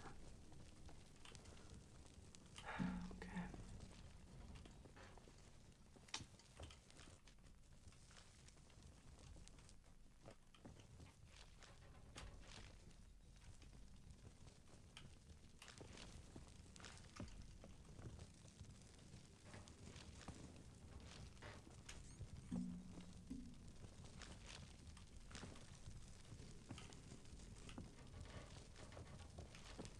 This might not.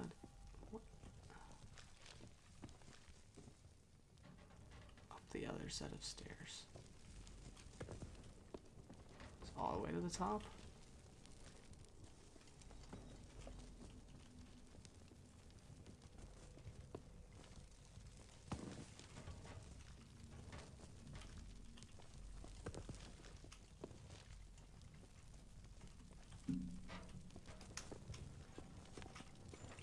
It's on the outside. Oh.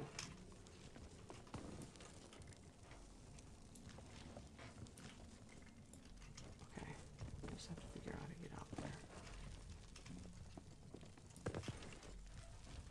Can't leave from in here. Gotta go around, I guess.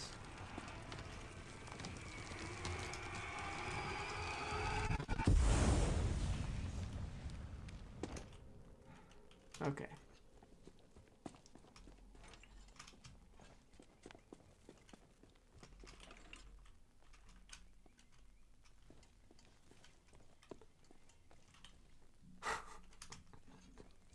I do not think this thing exists. I am convinced. I have gone all over this fortress.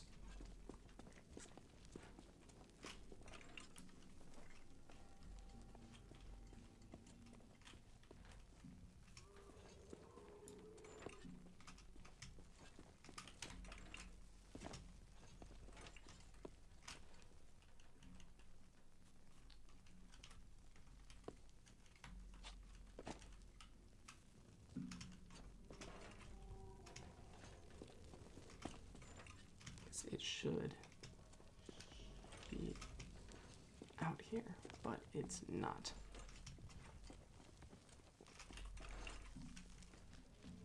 So, we are just going to say that... Oh! Oh my gosh, Michael Myers. You are the GOAT. I was just about to give up. Thank you for your help.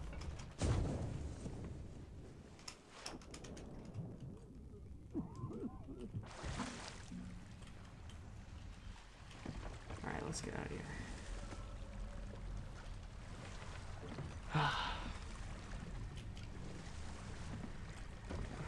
Fine. That took me way too long.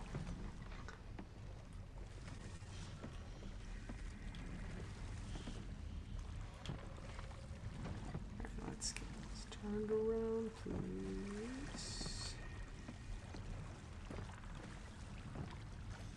Yeah, thank you, Michael Myers, for helping me with that.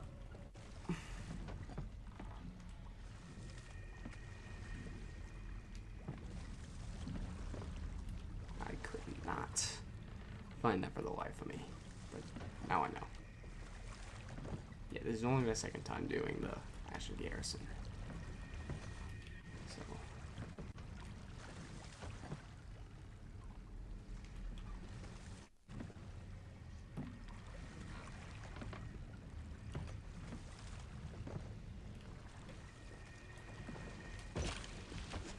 All right. Ooh, Reaper 4.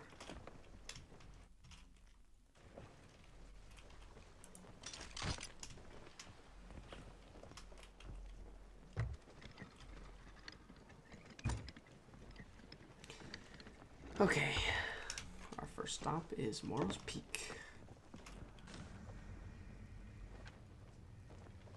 There's a chest right there.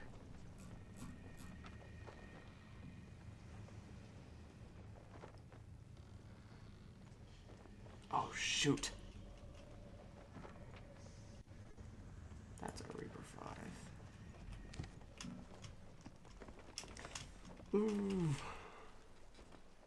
That's not good.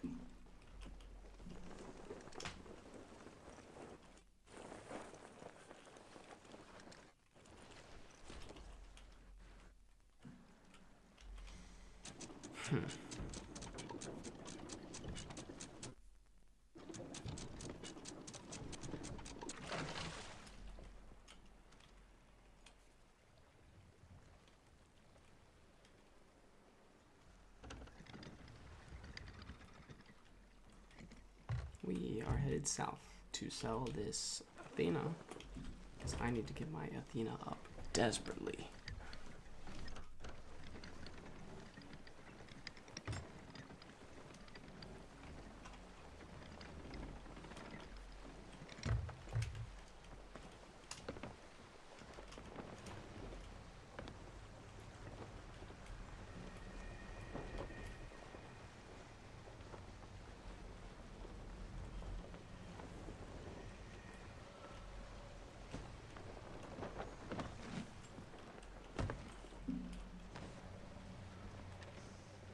Oh, that's 2 Reapers.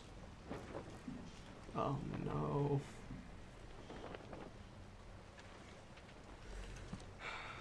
It's the only non-world event that's worth doing when you're lucky to get the Mega Stash. Yeah, for sure.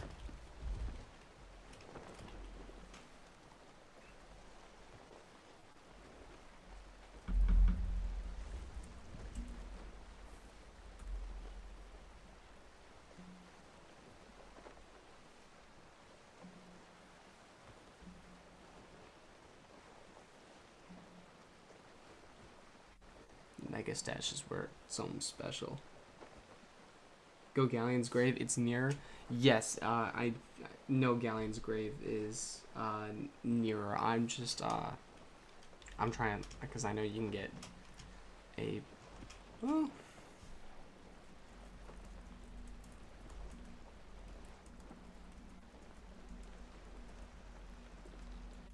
yeah, I'm just trying to stay a little bit ways away from these Reapers, and also you do get a 58.5 multiplier for selling Ashen Athena's at Morrow's Peak, so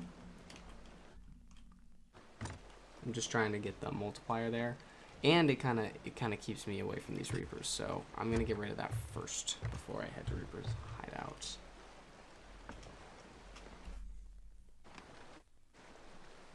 I park my ship around the back of the garrisons. There's a harpooning spot that allows you to get a bit quicker. Interesting. I didn't know that. I'll try parking around the back next time I do it.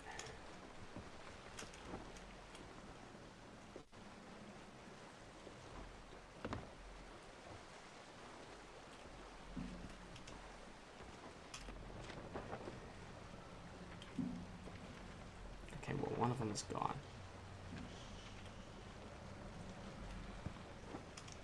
Probably do an hourglass. So it's just the one guy I gotta deal with now.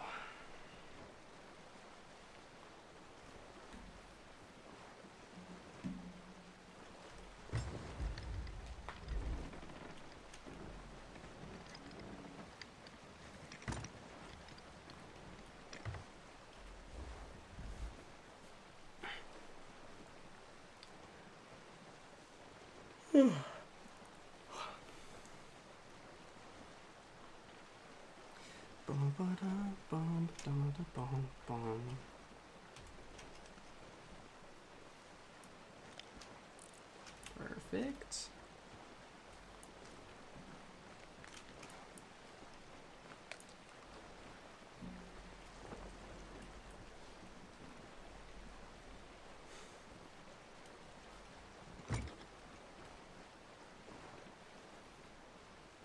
Yeah, hopefully this guy will leave me alone, though. I do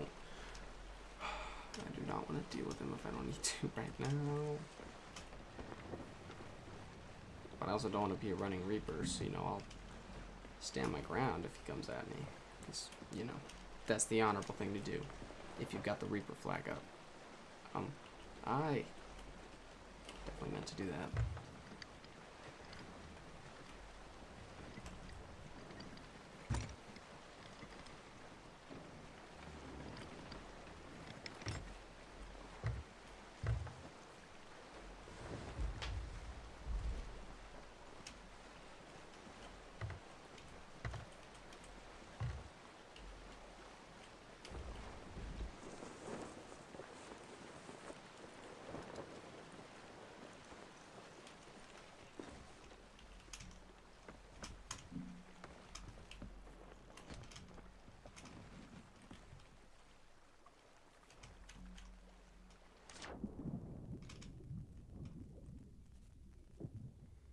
Let's go ahead and get this sold real quick.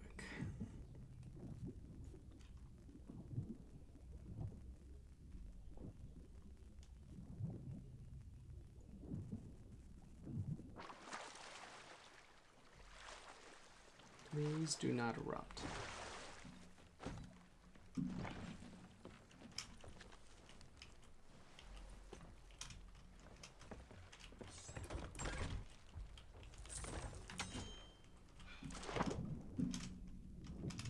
There we go. All right.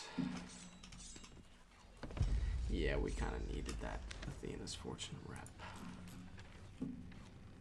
Ooh, don't like where that guy's headed.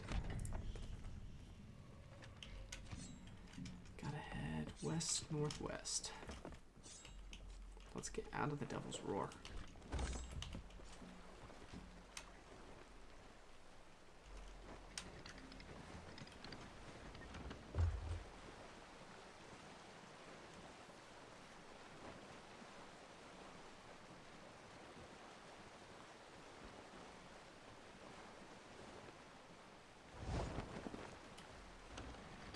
I bet that Reaper's doing the Fort of Fortune, isn't he?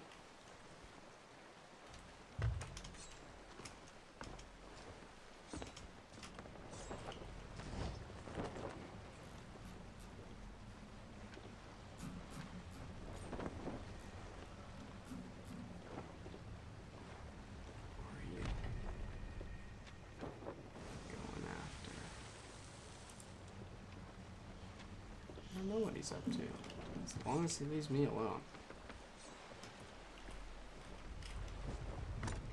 Oh. Great.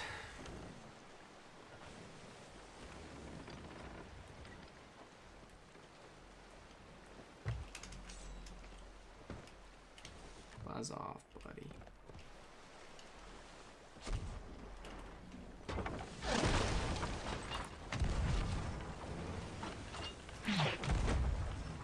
Oh, I'm whiffing.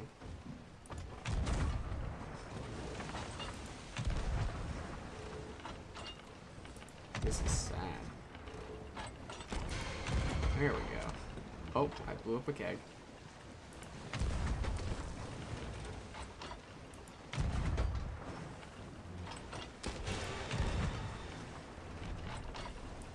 This guy's cooked.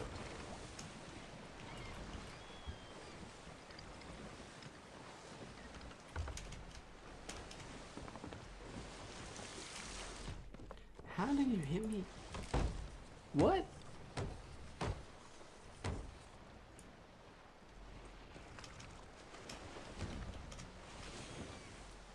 Alright, might as well get this guy's loot. Maybe that'll give me a Reaper 5. Let's hope that's a solo sloop and not a pair. Yeah, let's definitely hope, because that'd be bad. I really don't want to deal with that right now.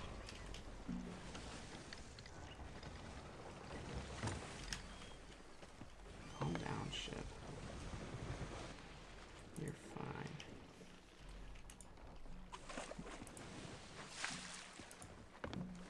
See, we're all good.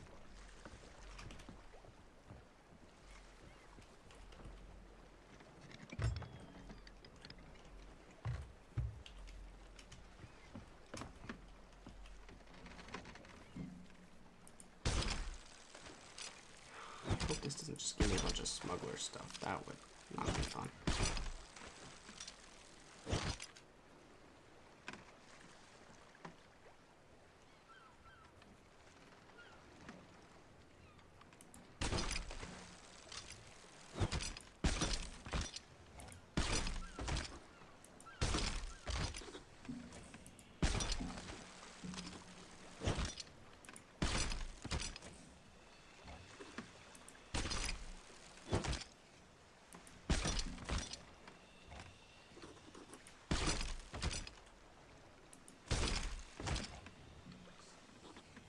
Oh man, we're gonna be right there.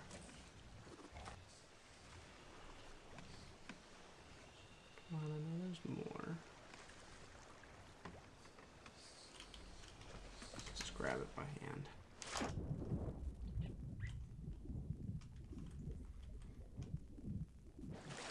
I don't know if I'm headed back to the Ashen garrison. We'll see how this plays out.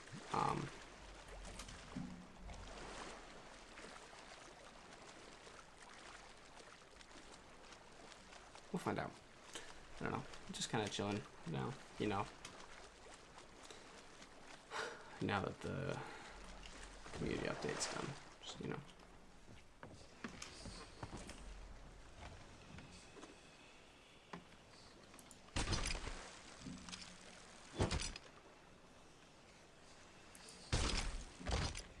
Oh no. Oh, we're so close.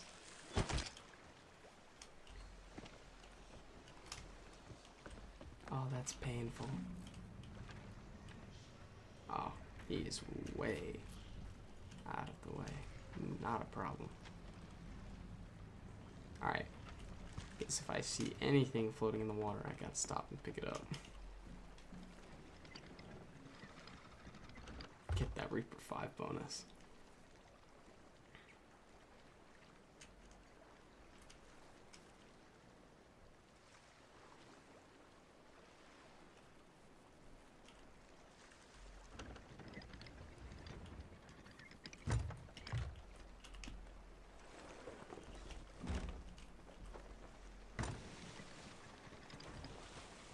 Oh, hey, some birds. That worked out nicely.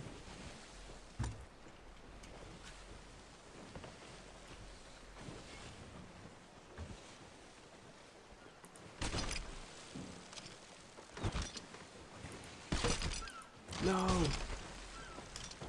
Bro.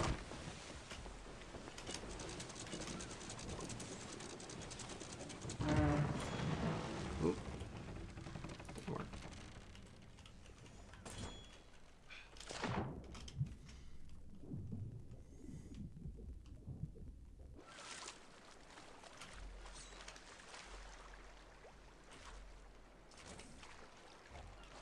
Honestly, even just like picking these items up would probably be enough. There we go. And I'll bring one with me.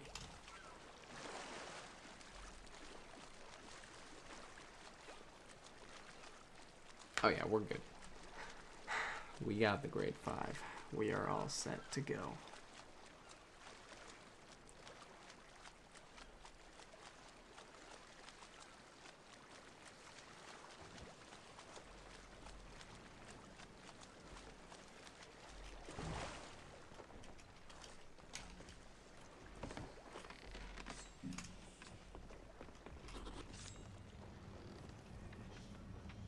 Ooh, 2 Reapers. Or no, the Reapers are attacking someone. A different emissary. God, now that I'm 5, I can see that stuff.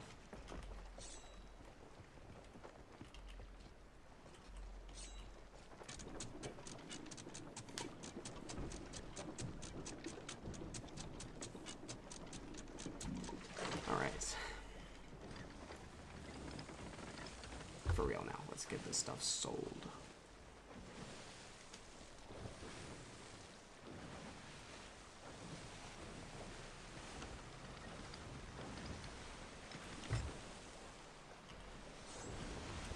Let's get out of the roar.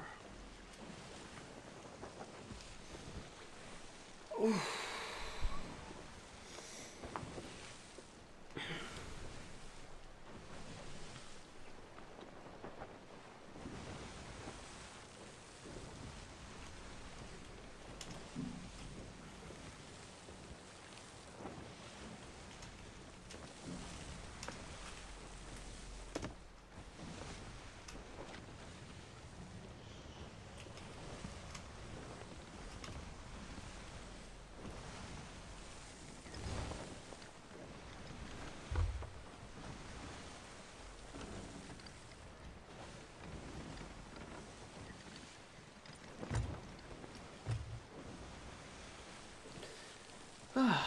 Okay. Smooth sailing from here, hopefully.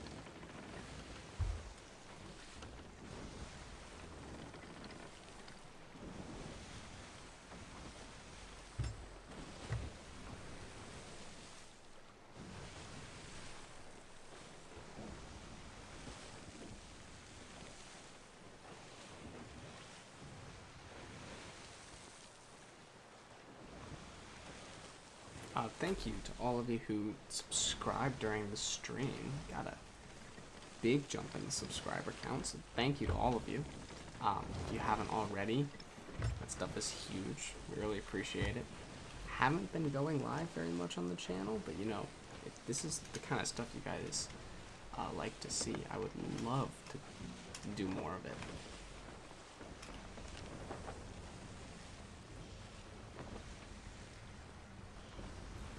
Shoot, they sank him.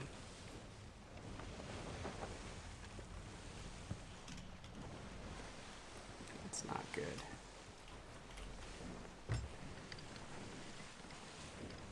I was hoping I would have more time.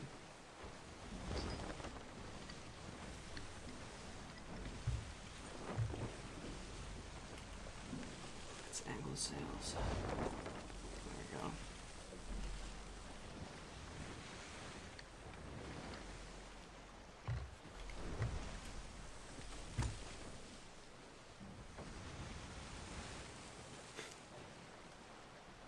Thank you so much. I'm glad you liked the videos, and I'm grateful that you tuned into the stream.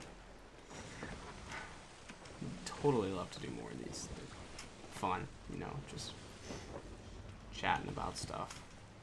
Normally when I'm talking to you guys, it's through the comments section. It's kind of cool. Just talk through the chat. So yeah, thank you guys for watching. It's been fun so far. Oh, we're headed directly into the storm. Are you kidding me? Let me pull up Storm Tracker.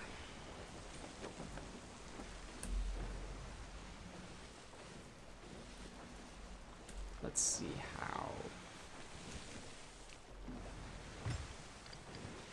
what direction she headed.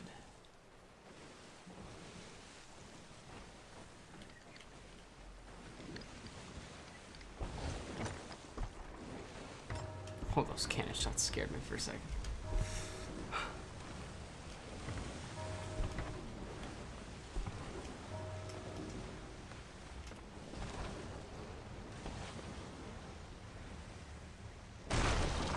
Oh, you hit me.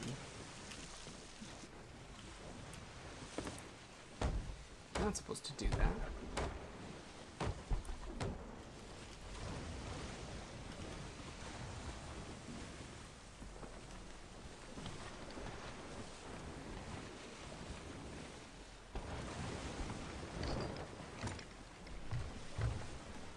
Alright, we'll be kind of around the storm. Just like pretty much going straight through it, but it's not headed. Can I cross some paths?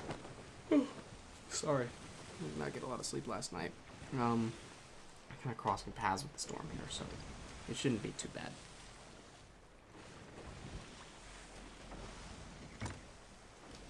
That looks like we'll just be hitting the edge.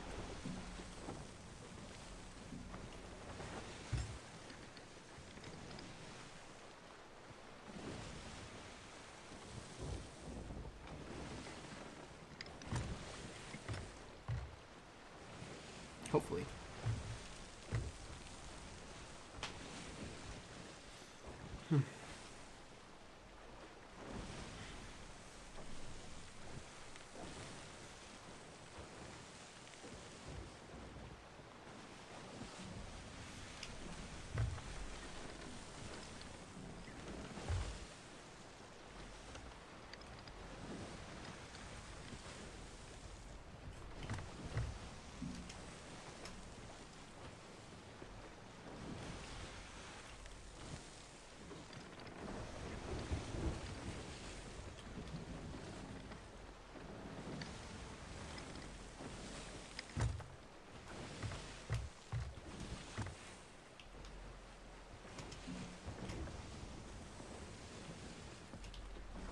Man, it's been a pretty... how long until Rare talks over their plans? You know, that is a great question. So we just watched their community direct where they talked to us, and to be honest, they did not have as many answers as I would have hoped, so I would imagine we're going to hear a lot more from them in June. Because that's the Xbox Games Showcase. I imagine if they had anything really big to share for the next year, it's going to happen around the event.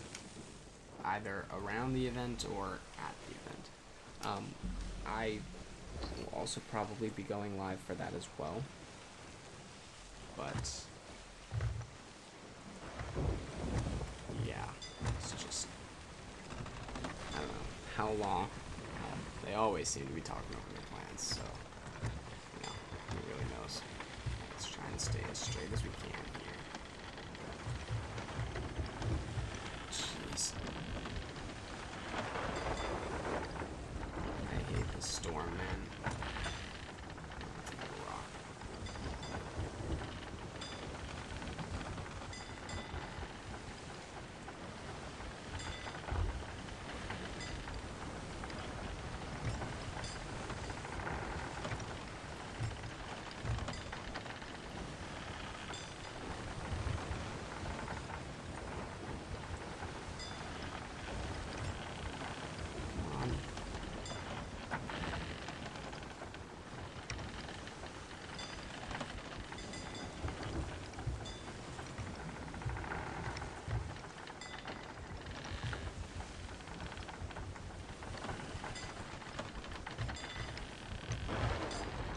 Jeez. Yeah, I freaking hate this storm.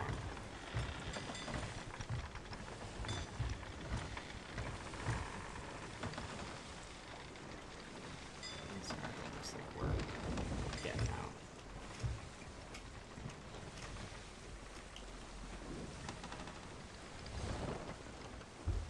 And there's the hideout.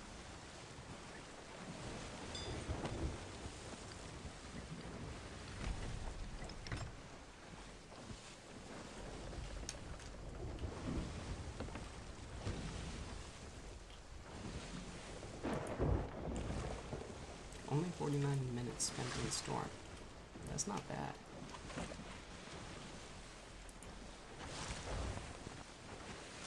Oh, floating loot.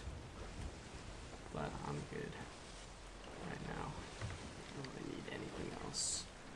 Unfortunate. A big roadmap would be ideal. Yes, I absolutely 100% positively agree. I was really hoping for some kind of roadmap. Measured and considerate of their smaller team. Anything come out of the direct. So, the important things that came out of the direct today. It was a lot shorter than we thought. We did get, pretty much the biggest thing was that they announced that Custom Seas is going to be free for all players now. And that's going to be a Season 20 feature. That will not be a paid service like they initially said it was going to be. And that was really the headline of the whole community direct. That was pretty much what we got. The only other thing of note, I would say, they released some creative use, fair use, legal documents, so vendors who use Sea of Thieves in their products can kind of, know what those guidelines are legally, and they can start promoting small creators, which is really cool. And they said that they will be shifting focus towards adding more things to the actual gold stores in Sea of Thieves and not just the Pirate Emporium, which is great, but that's all they said about it. They didn't say how they were going to do it. They didn't give any kind of plan. So really, it was kind of 30 minutes of not a lot, if I'm being honest. But again, I know we have an Xbox Games showcase in just a few months, and I would really not be surprised if they're just saving any headline things until then. But not having a roadmap does kind of suck. I was hoping for at least, an idea of what the new seasonal cadence looked like, but it looks like that's not something we're getting yet, which is unfortunate, gonna be honest. Pretty, ooh, yikes. That is not good.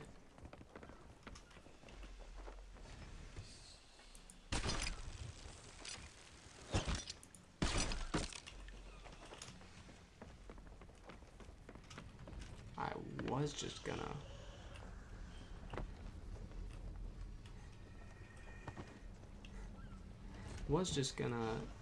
bring the boat over, but now that the Reaper 5 is so close, I do not want to get caught off guard here, so we're gonna be smart.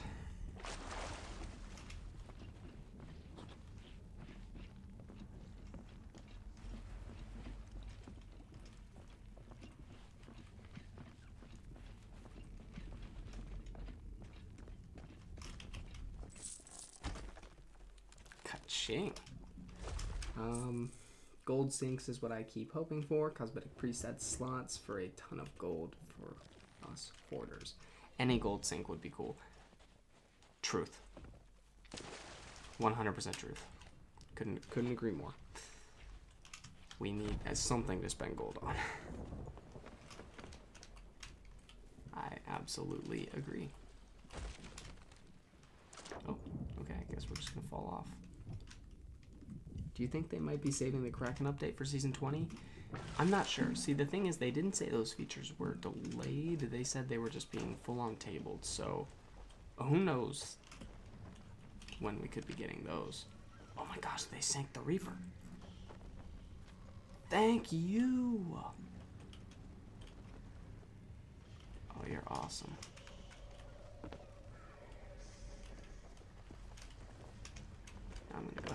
everything up onto the rowboat and just sell that way.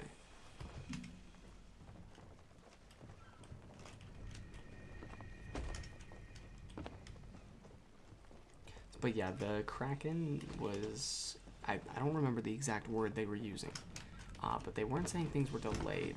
They were pretty much just tabling things. So some of those features we may end up just not ever getting. Some of them we may get in 2-3 years. Some of them maybe next season. I don't know.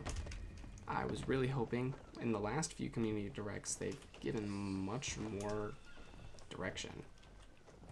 They didn't really do that this time. They kind of just said a couple things. Now, I know it won't be like, I believe it was 2025 when we had a huge video like Sea of Thieves in 2025 where they announced the return of Flame Art, the Burning Blade being playable, a whole ton of like absolutely... Is that a splash? I swear I heard something. That's the real issue. Even with the economy, what killed the economy was throwing infinite meaningless loot at PvP, funnel slop, plus the battle pass and microtransaction slop over the game rewards. Yep, absolutely. I genuinely don't think I've... Actually, I have. I had one plunder pass, but I don't know. It's all just slop. I've never cared for it. Like, that's the worst part is the cosmetics they're adding aren't even like... I don't really want any of them. And they've added nothing to the gold shop, so there's no reason for me to buy new cosmetics. I'll just rock my Dark Parrot stuff forever. Or my mercenary, or, you know, like, when you don't give me options, I'm just gonna stick with what I have and not... Oh, crap, they're back! How is he back?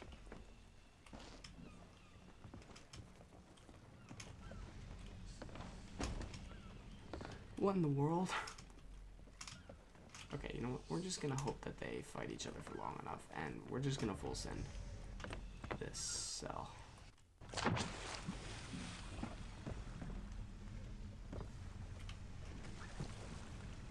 They said they have put the Kraken update back into the backlog. Yes, they did. So I don't really know when we'll get something like that. Come on.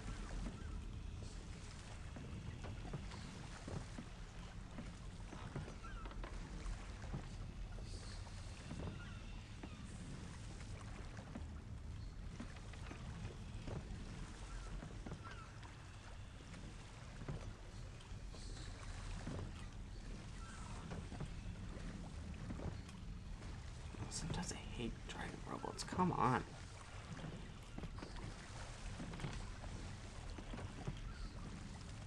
I need to turn.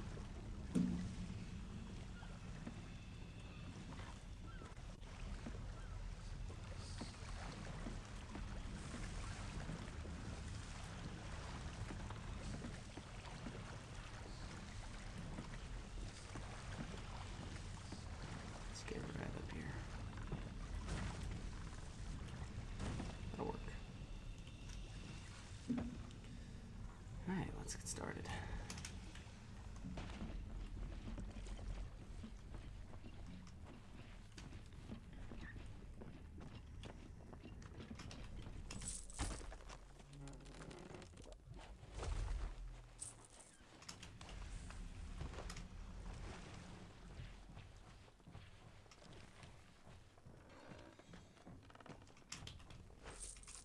Oh, I also want to sell the chest. Please. More doubloons. That's not helpful. Those are about to be reset.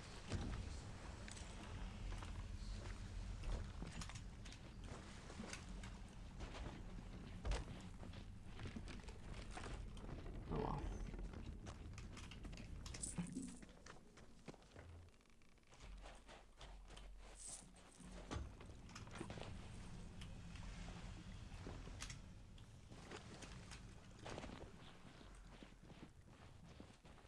Sorry, guys.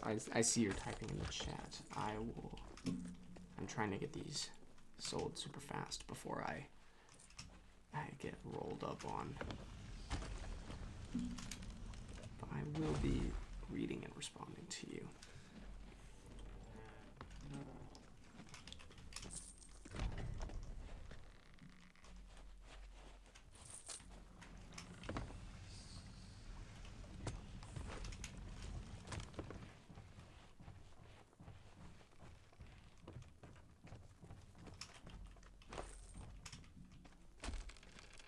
Ooh.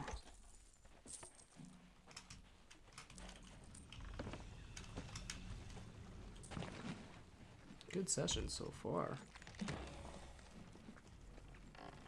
Okay.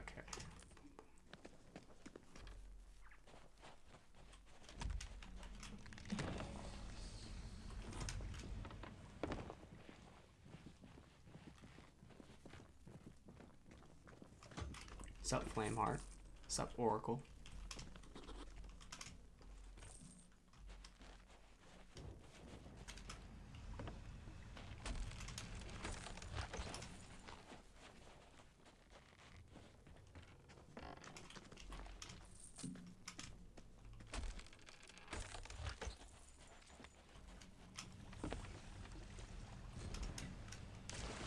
Let's get these chest of bones sold, actually, because these are worth real money.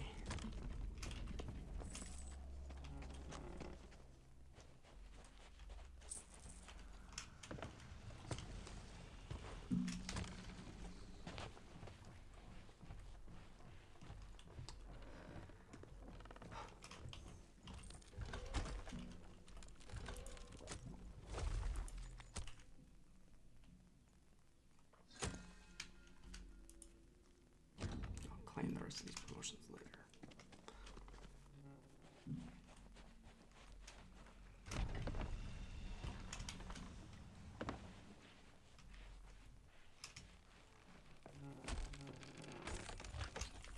Okay, let's take a real quick look at the chat.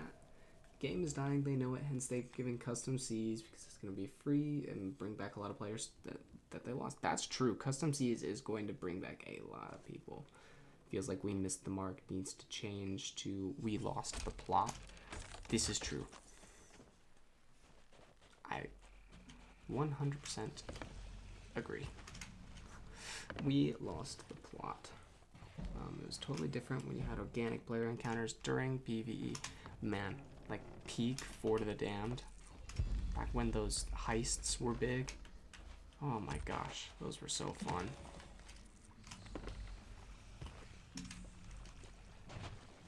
That was definitely the height of Sea of Thieves for sure. Back when heisting the Fort of the Damned was brand new and tucking was a new thing, and oh, man, bro.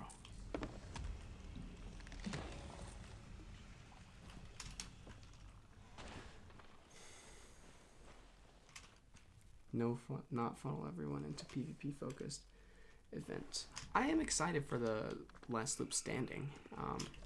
Maybe just because I was a bit of an arena junkie, but I think that should be kind of fun.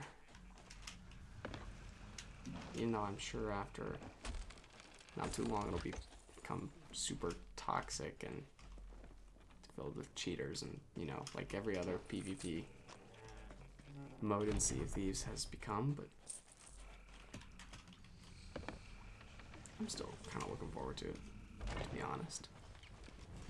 I hope the Kraken idea gets implemented, or at least I'm of the opinion, I kind of like the fact that the Kraken is super rare.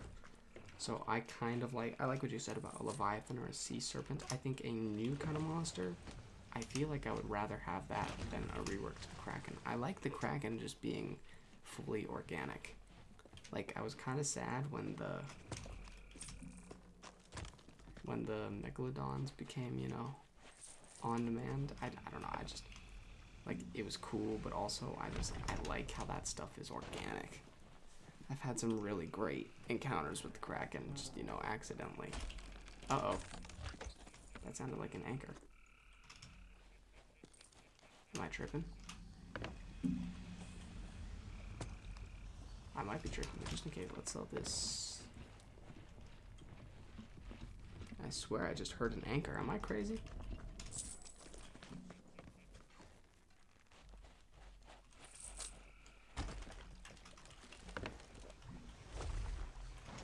I might just be crazy. It's all good though. We got almost all this sold.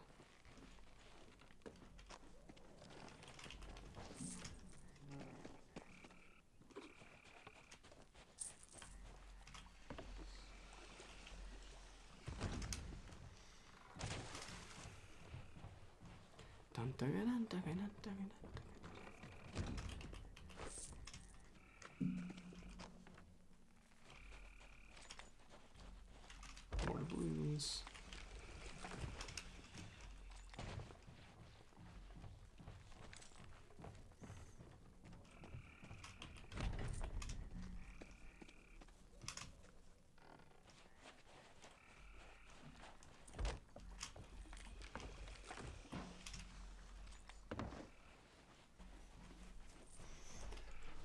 It's an easy 200K. We're still going. It's not bad. Solid profit.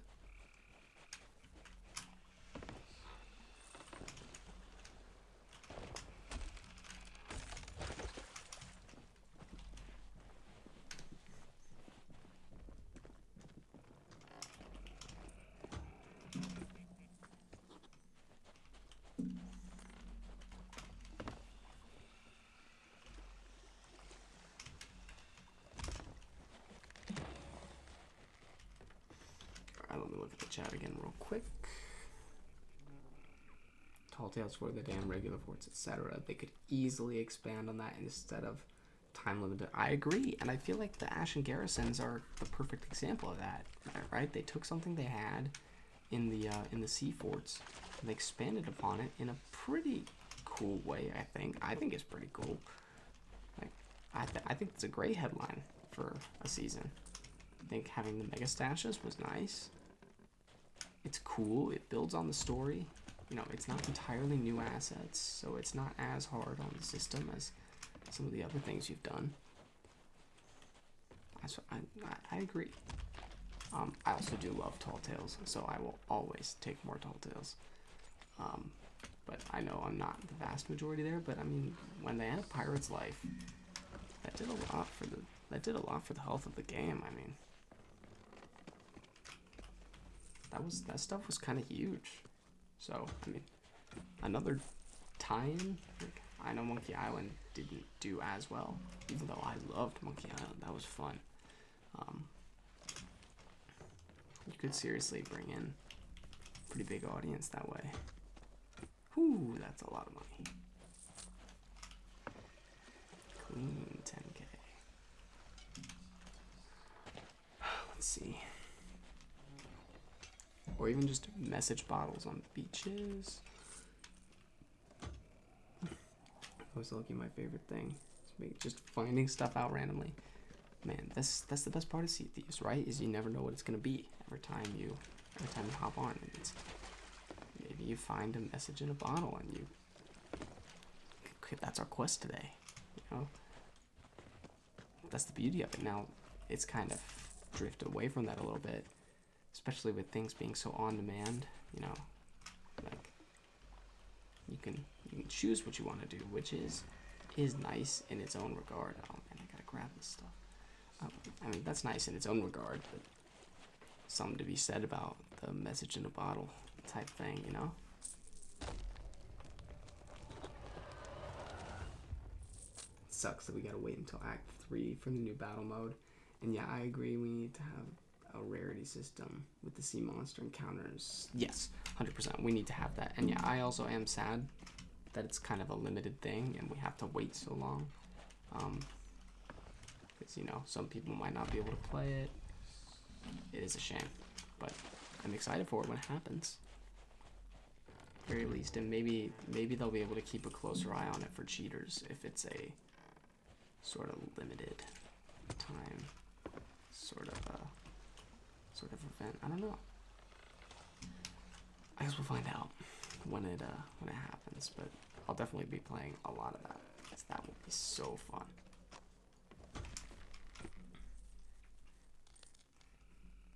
hippocampus would be so cool. Short of Pirate's Life Part 2, I'd skip crossovers and just work on building the existing world. But that's fair. I'm just, like, I love all Tall Tales.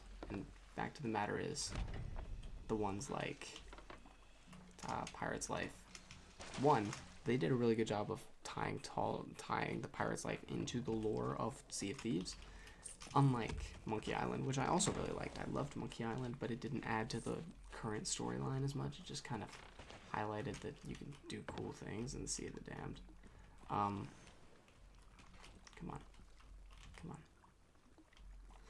on. But Pirate's Life, at least, they tied it in really well, I felt like. I felt like they did a really, really good job tying that in. And it brought in a lot of casual players, and I thought it was a lot of fun. Not that I'm saying we need a Pirate's Life Part 2, I'm just saying, there's some merit there.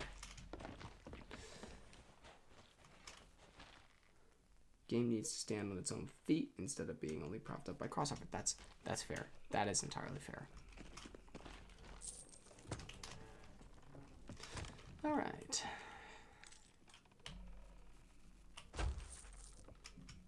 There we go. Almost 300K from that. Ooh.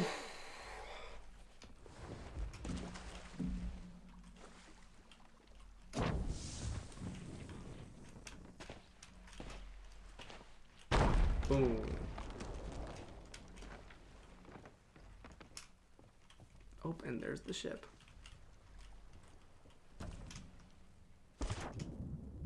Wow. I could not have finished selling at a more perfect time. Now let's go ahead and get out here.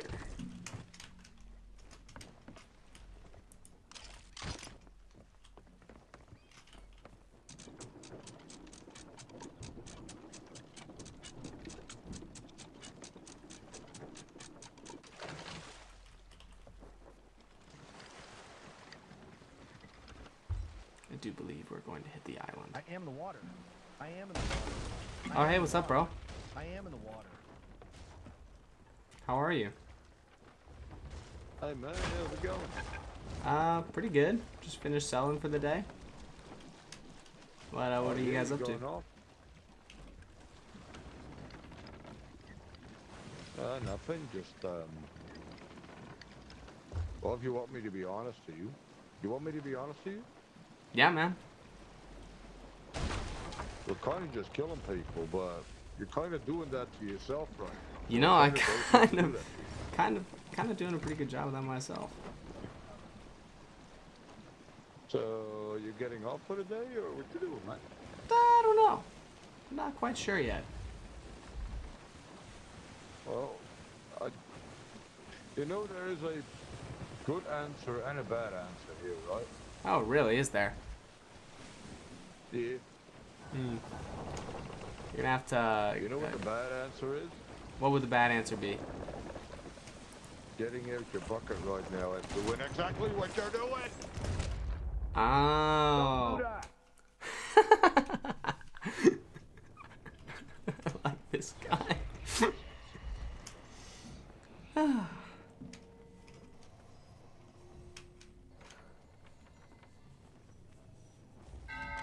I did kind of kill myself there.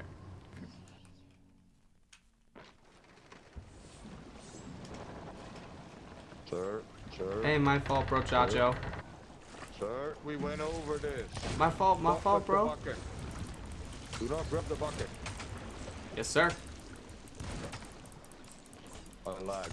This does not count. I lagged. Hey. GG's. Yep. Doesn't count. I need to go. Like now. Doesn't count. Nah, don't worry. That guy's not. He's chill. I love encounters like that. He was nice. He wasn't toxic or anything.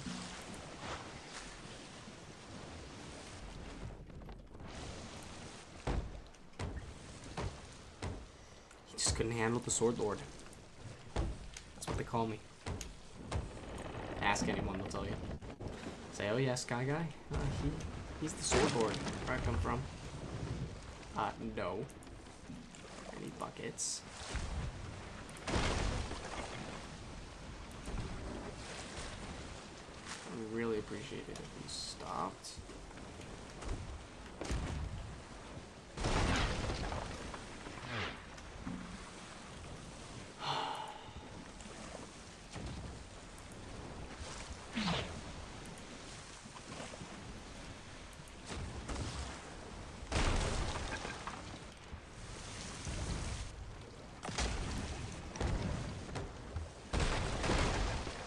That thing freaking lower my anchor?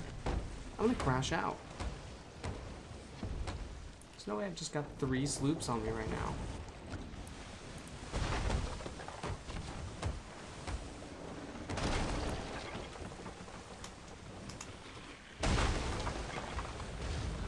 Son of a gun.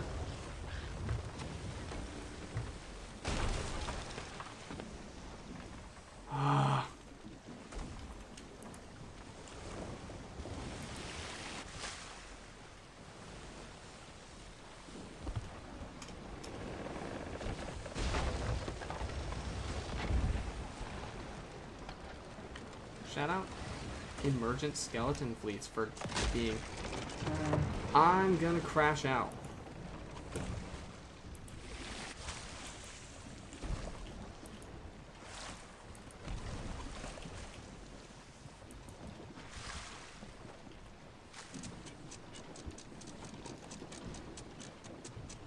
Like, are you kidding me? Are you serious?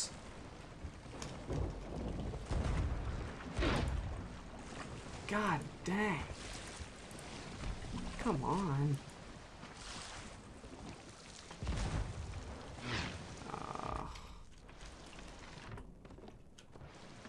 I love players like that. No, me too, man.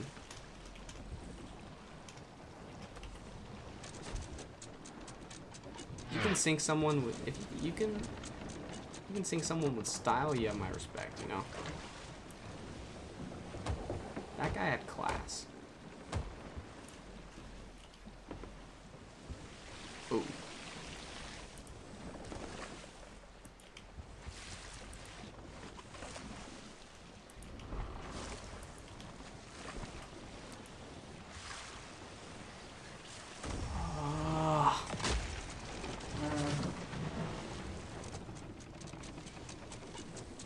Anchor balls are a top 3 most hated thing in this game, though.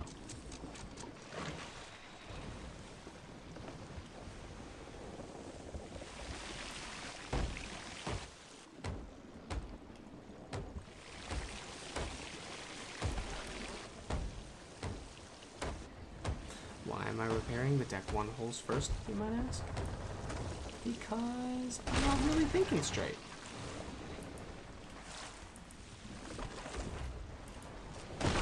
Come on!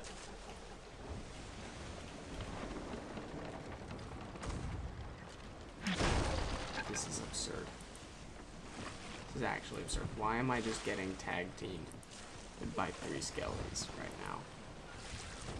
My session is already sold. I've already done all my stuff. I don't have any loot. This is just annoying.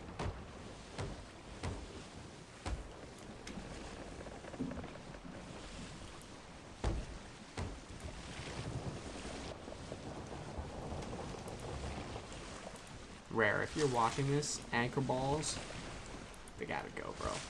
They got to go.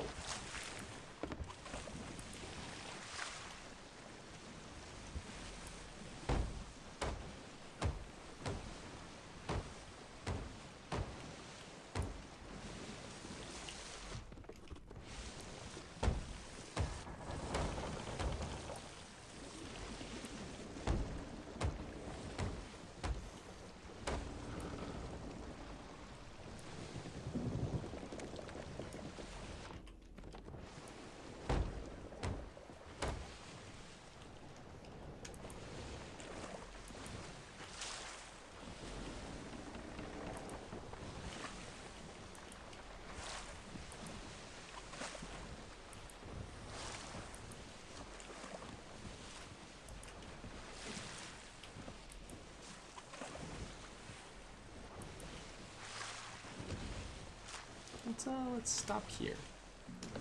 We'll raise a flag. And we'll dive somewhere.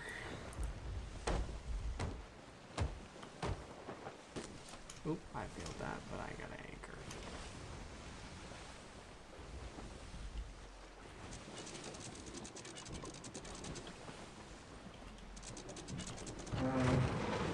It was a little early, but it's fine.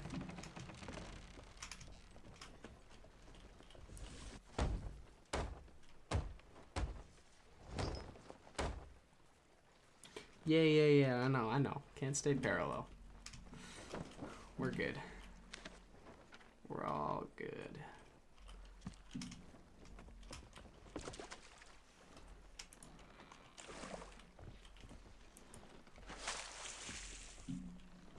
Just trying to do one too many things at once.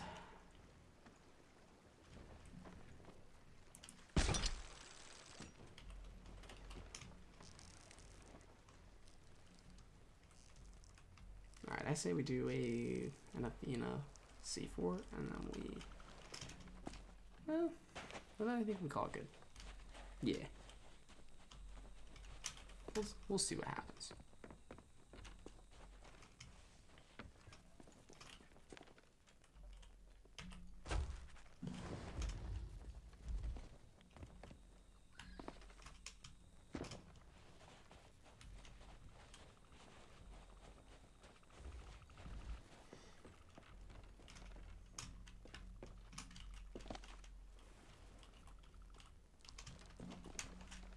Okay, why not?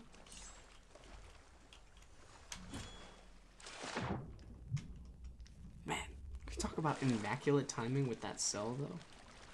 Finished right as those guys rolled up.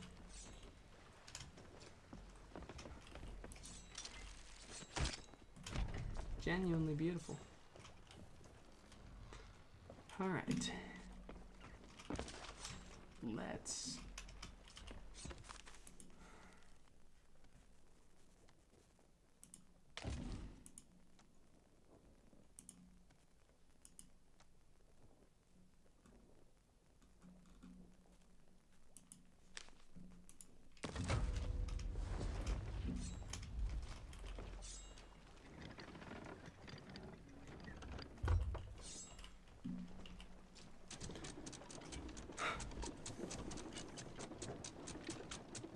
And we're probably gonna hit the island here, but that's fine.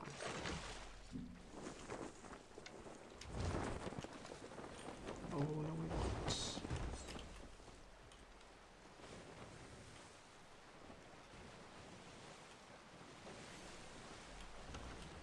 Alright, let's actually take a second and look at the chat here. Didn't Rare say they were going to stop time-limited updates, or am I wrong? I don't know if they specifically said that. I know that they touched on them not being successful, but I don't know if they specifically said that. It's a big opportunity for dungeon delving, could add new treasure hunts with long cave dives. Yeah, could be fun. I mean, puzzles and mechanics, I love the puzzles in this game. Love players like, yeah, no, I love players like that too. It's so peak. I agree though. It's not all doom and gloom. I wouldn't be playing it right now if it was all doom and gloom. There's a lot of hope. I'm disappointed by this community direct, but I have faith that we'll learn a lot more in June. Please. I hope. I really hope.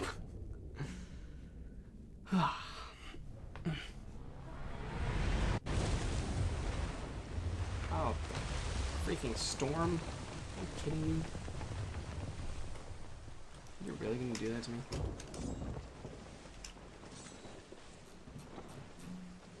Oh, we want to the backside. So let's do a nice little loop around. Oh, this is just joyous.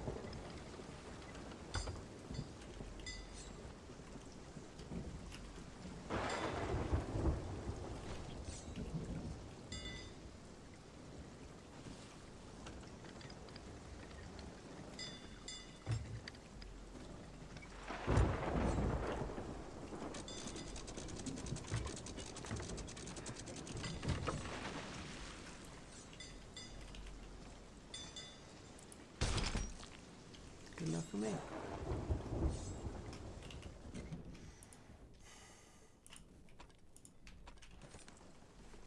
Just need to redirect the focus. That's exactly what they need.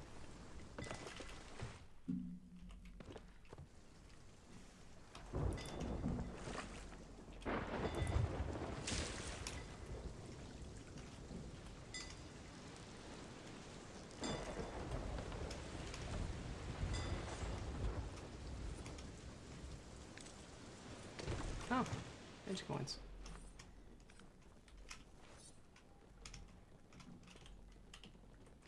I didn't bother to check for any. Okay. Good to know what they're doing at garrison right now. That's chill. Where are these guys? Oh, you're so quiet.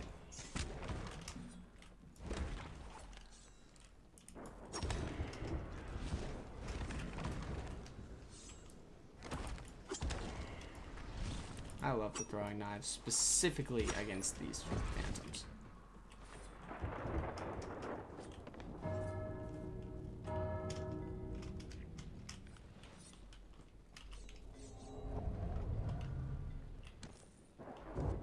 Oh, that is so lucky.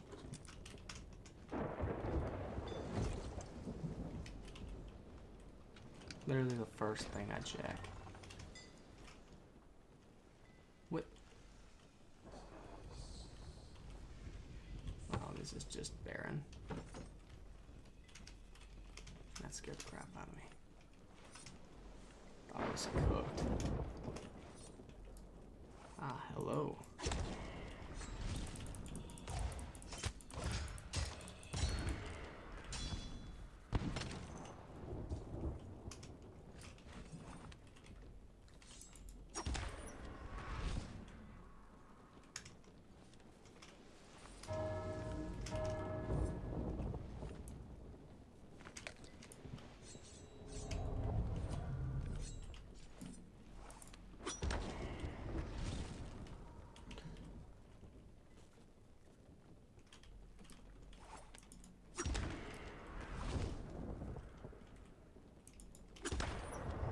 Holy glitch.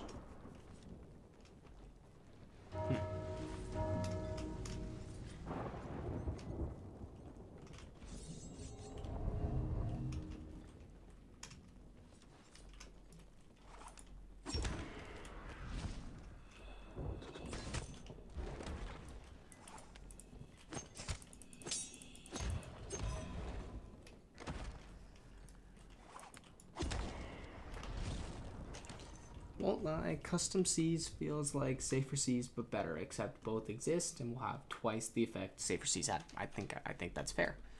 But I also think custom seas is gonna bring a lot more people back. Like I know I'll be playing custom seas for months. There's so many kinds of things. Especially as a content creator, all the things I can do with like you guys. That's so cool with custom seas.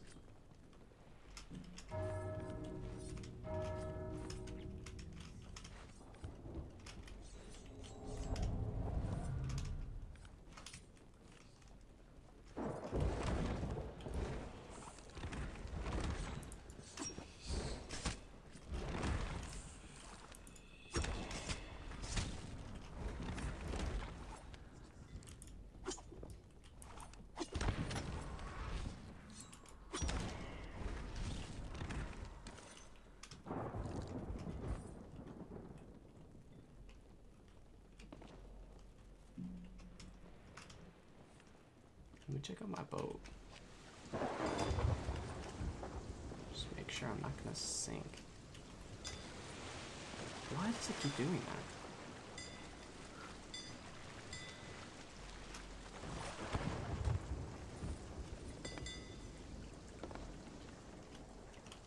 Oh, we're fine.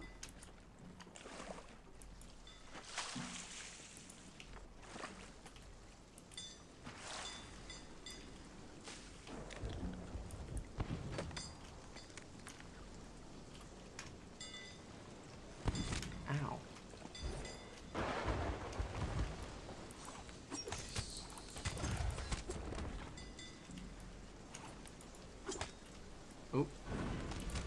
Ooh. Not good.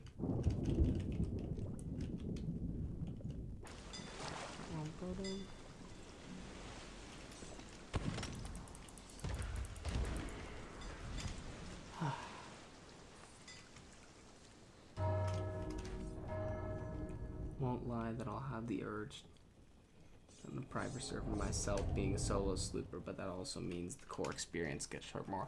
It's true, it does. I think it's a good thing overall, but Sandbox may feel a little bit emptier. Now, they have done some really good things the past few weeks, which they did talk about during the beginning of the community event. I don't know what they did, but they did something, because now I'm finding a lot more players and the servers are much more populated, and apparently they've been working hard at that past few weeks, and I think it's safe to say that it's worked very, very, very well, which I love, obviously.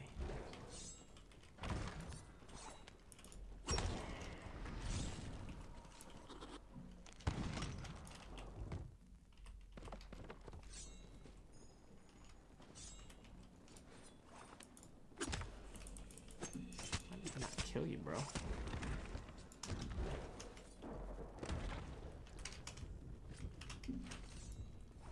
Chop.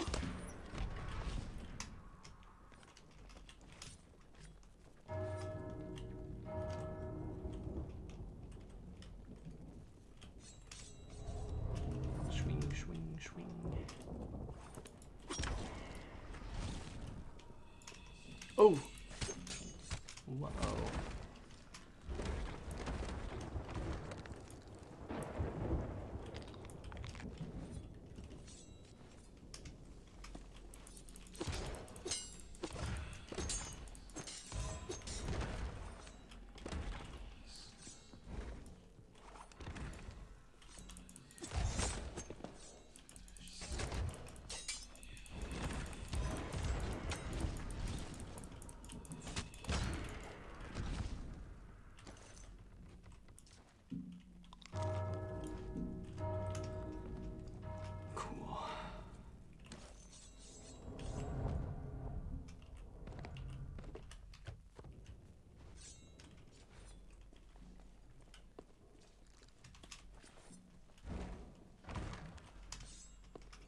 Oh, Captain.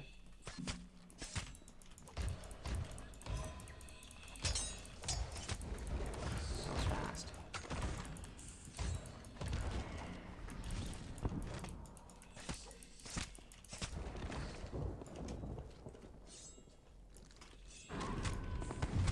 Bro.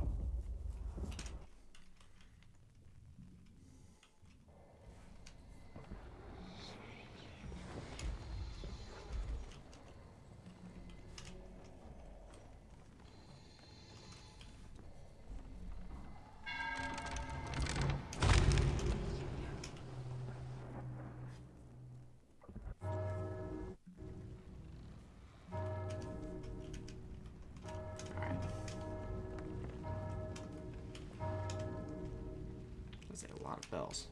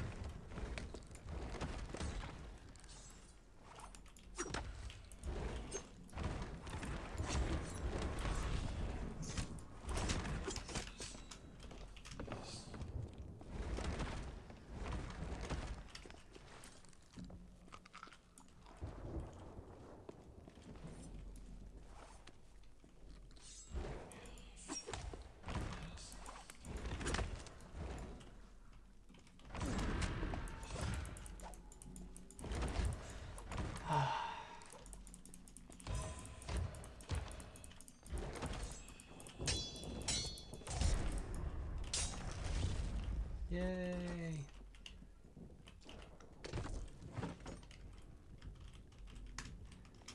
Let's get this loot.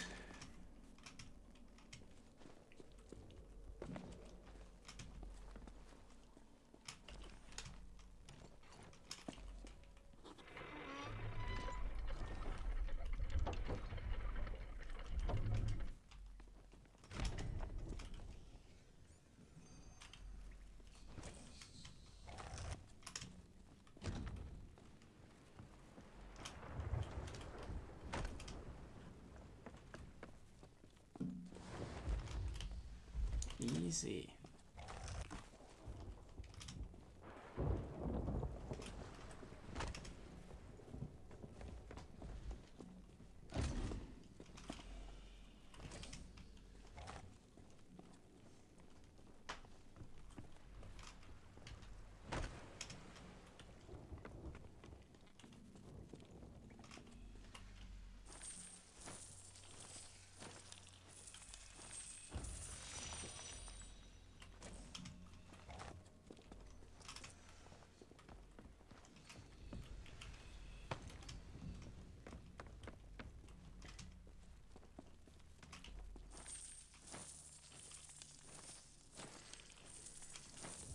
Let's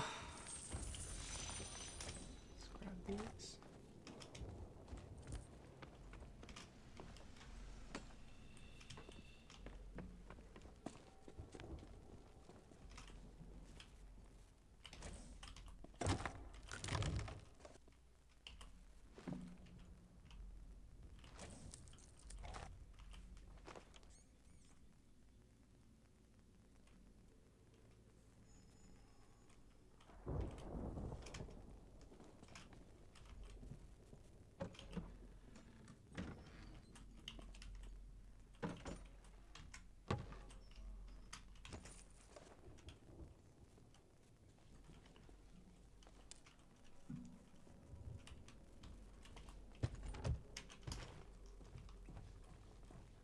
Not a whole ton of Athena, which I kind of expected, which is fine.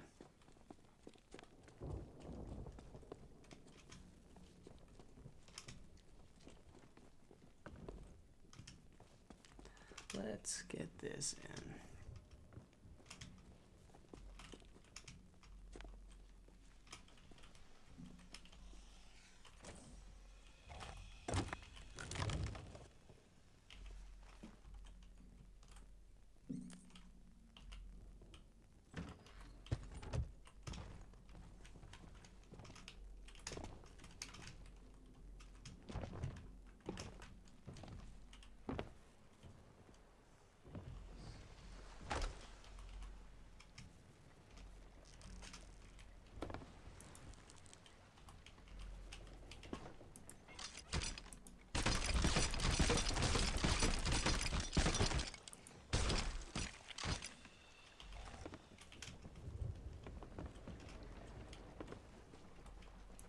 All right, easy.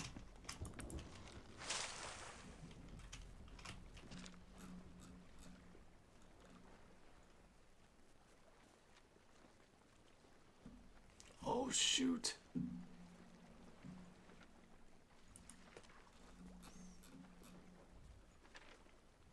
Let's just head south. Straight shot. The ancient spire.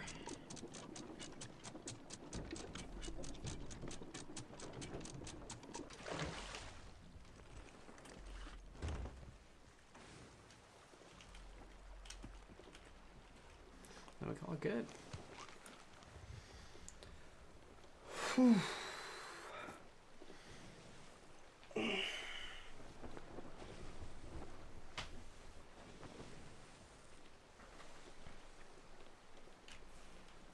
Dun, dun, dun.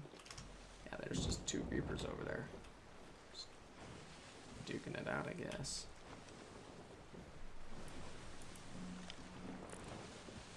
Hmm.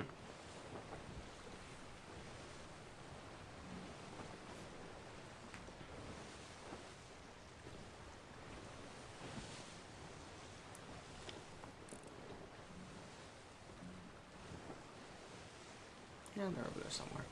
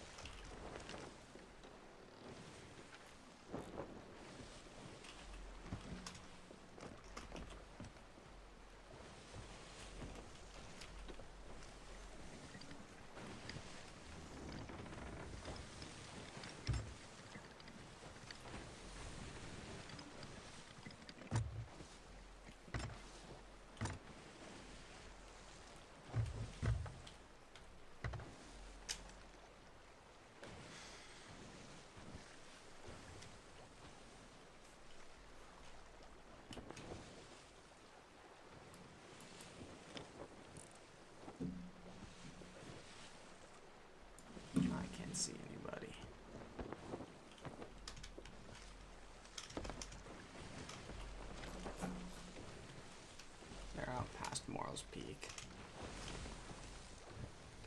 So we're good. We are smooth sailing.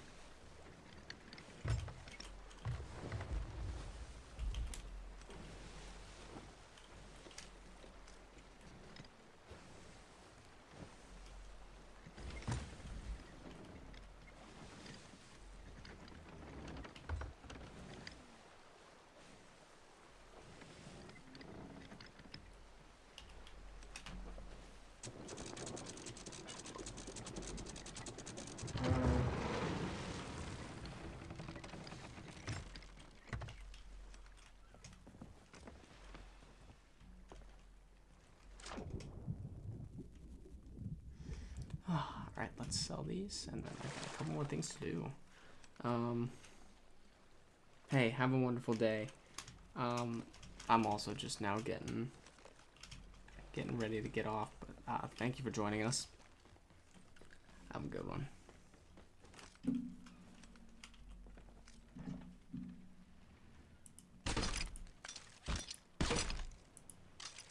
I might have very poorly placed the boat. Oh well. I'll just do it by hand.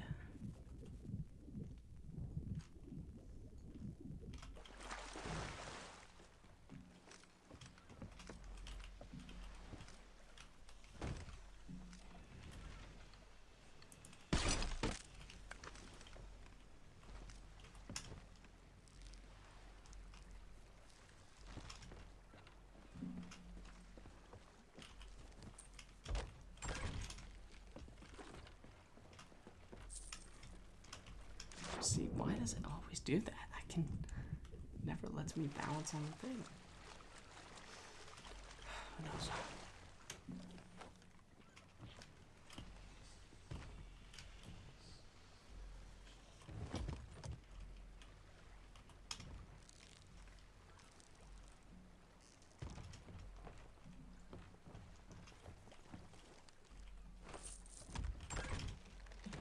There we go.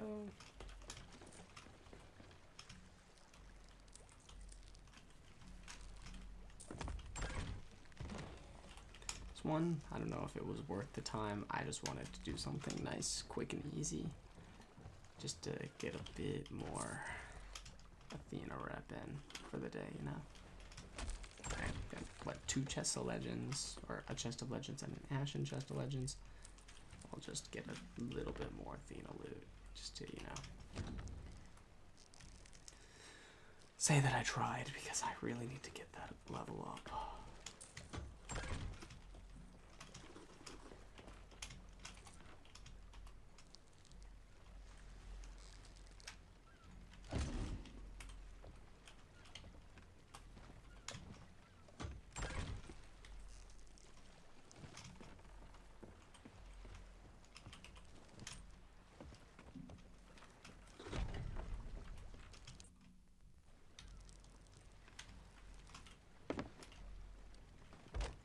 Yeah, not really efficient money-wise, but it's all Athena loot, so it's good rep.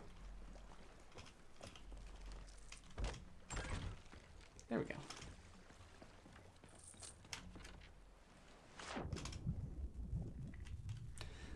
Okay, that should be everything.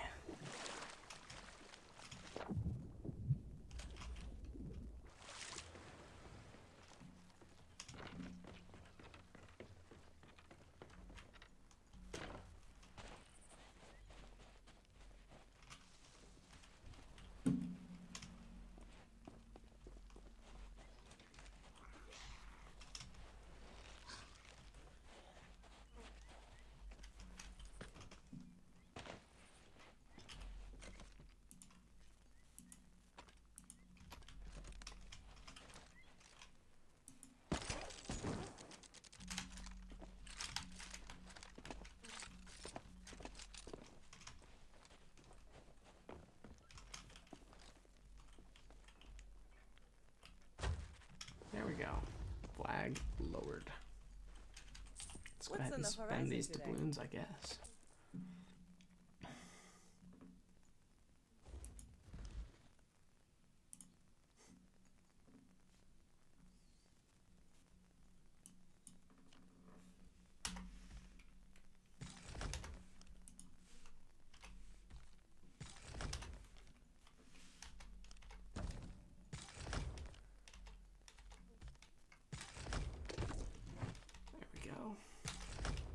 Let's just transfer the rest into gold.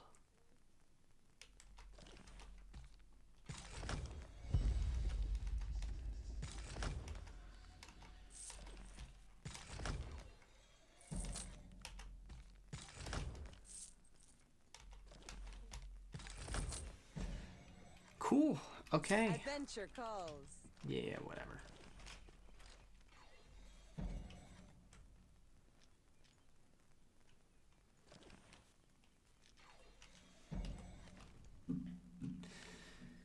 Alright, that is where I believe we're going to end today's stream. Thank you so much for those of you who subscribed first off today, who are longtime viewers of the channel. Thank you to everyone who tuned in, whether it's for a couple minutes or for most of the time. Thank you to those of you who are engaging in the chat, who got to talk. You know, it was so much fun.